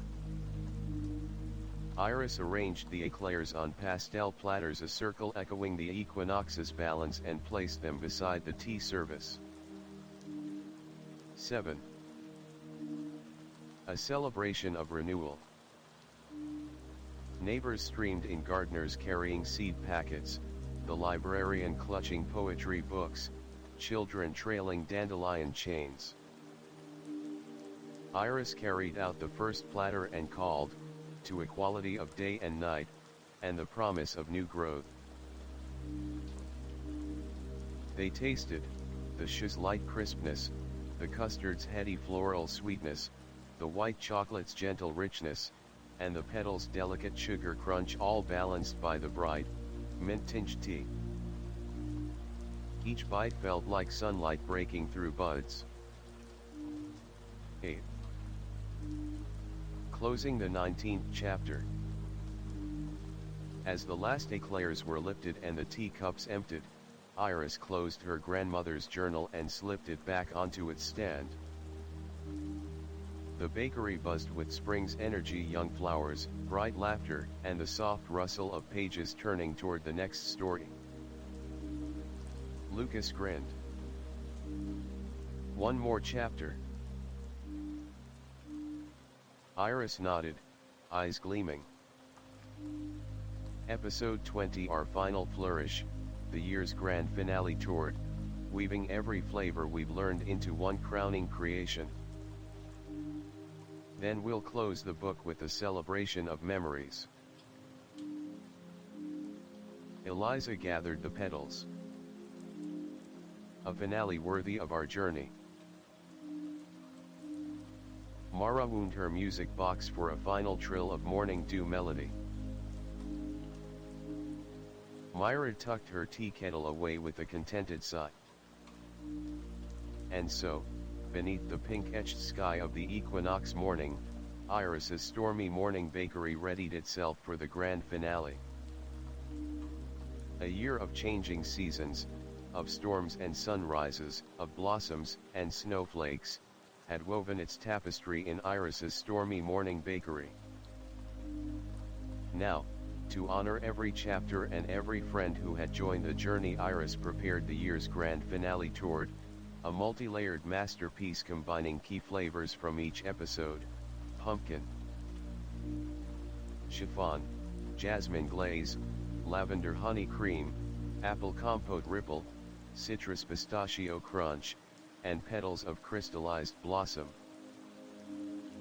It would stand as a testament to memory, community, and the sweet alchemy of time. 1. Gathering the legacy. Under lantern glow, Iris, Lucas, Eliza, Mara, and Myra assembled their finest ingredients. Pumpkin chiffon crumbs from episode 17. Jasmine mint glaze from episode 19. Whipped lavender honey cream from episode 7. Spiced apple compote from episode 13. Pistachio citrus feuilletine from episode 18. Crystallized floral petals from episode 15. They lined a tall springform pen and set a clear glass stand for the final tour. 2. Building the memory layers. Iris layered as follows. Base, a sturdy disc of leftover pumpkin chiffon, soaked lightly in rosewater syrup, episode 12. Layer 1, lavender honey whipped cream swirled with apple compote ripples. Layer 2, jasmine mint glaze set into a thin jewel-like puck. Layer 3, crumbled citrus pistachio feuilletine for texture. Layer 4, a dome of white chocolate ganache subtly saffron tinged, episode 18. Layer 5, mound of jasmine custard chiffon shards, episode 19.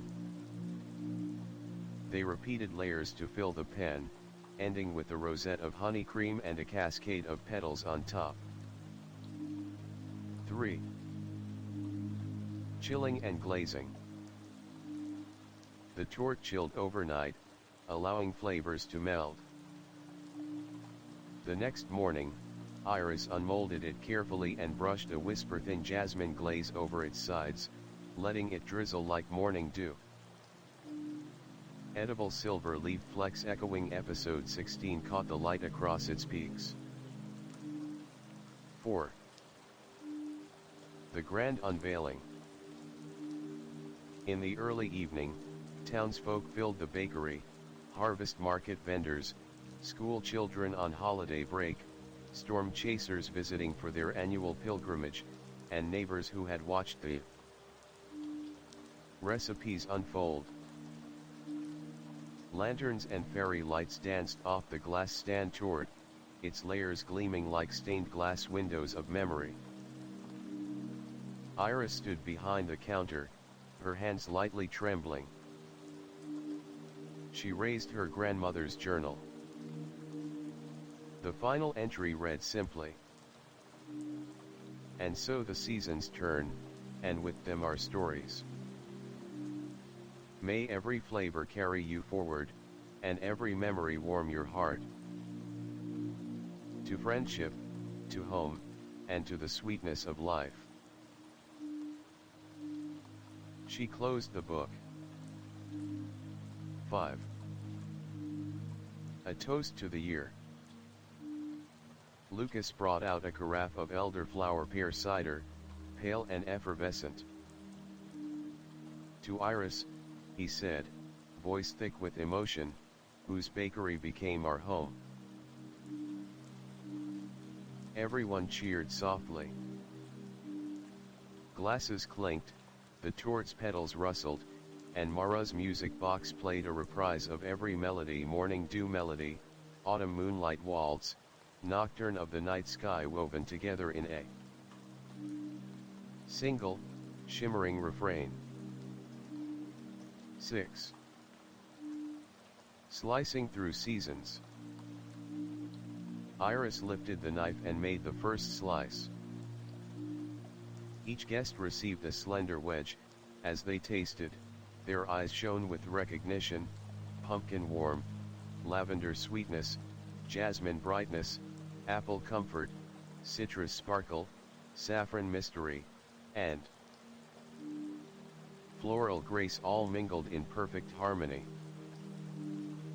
Murmurs filled the air: it's like the whole year on my tongue, every flavor is a memory, thank you for this journey. 7. Epilogue, home in every bite. As the last slice disappeared and the final notes faded, Iris looked around at her chosen family: Lucas's warm smile, Eliza's bright eyes, Mara's gentle presence, Myra's steady kindness, and every guest whose lives had intertwined with hers. She stepped forward, voice soft but clear. Thank you all for walking this path with me through rain and sun, blossom and snow, dawn and dusk.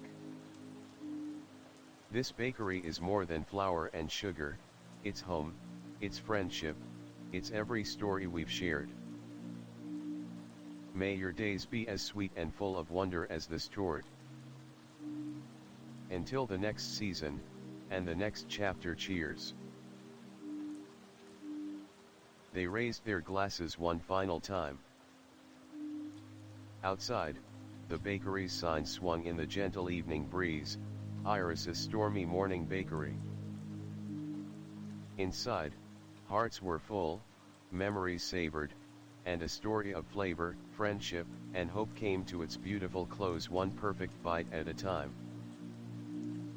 Title: Iris's Stormy Morning Bakery, a year of flavors and seasons. Description: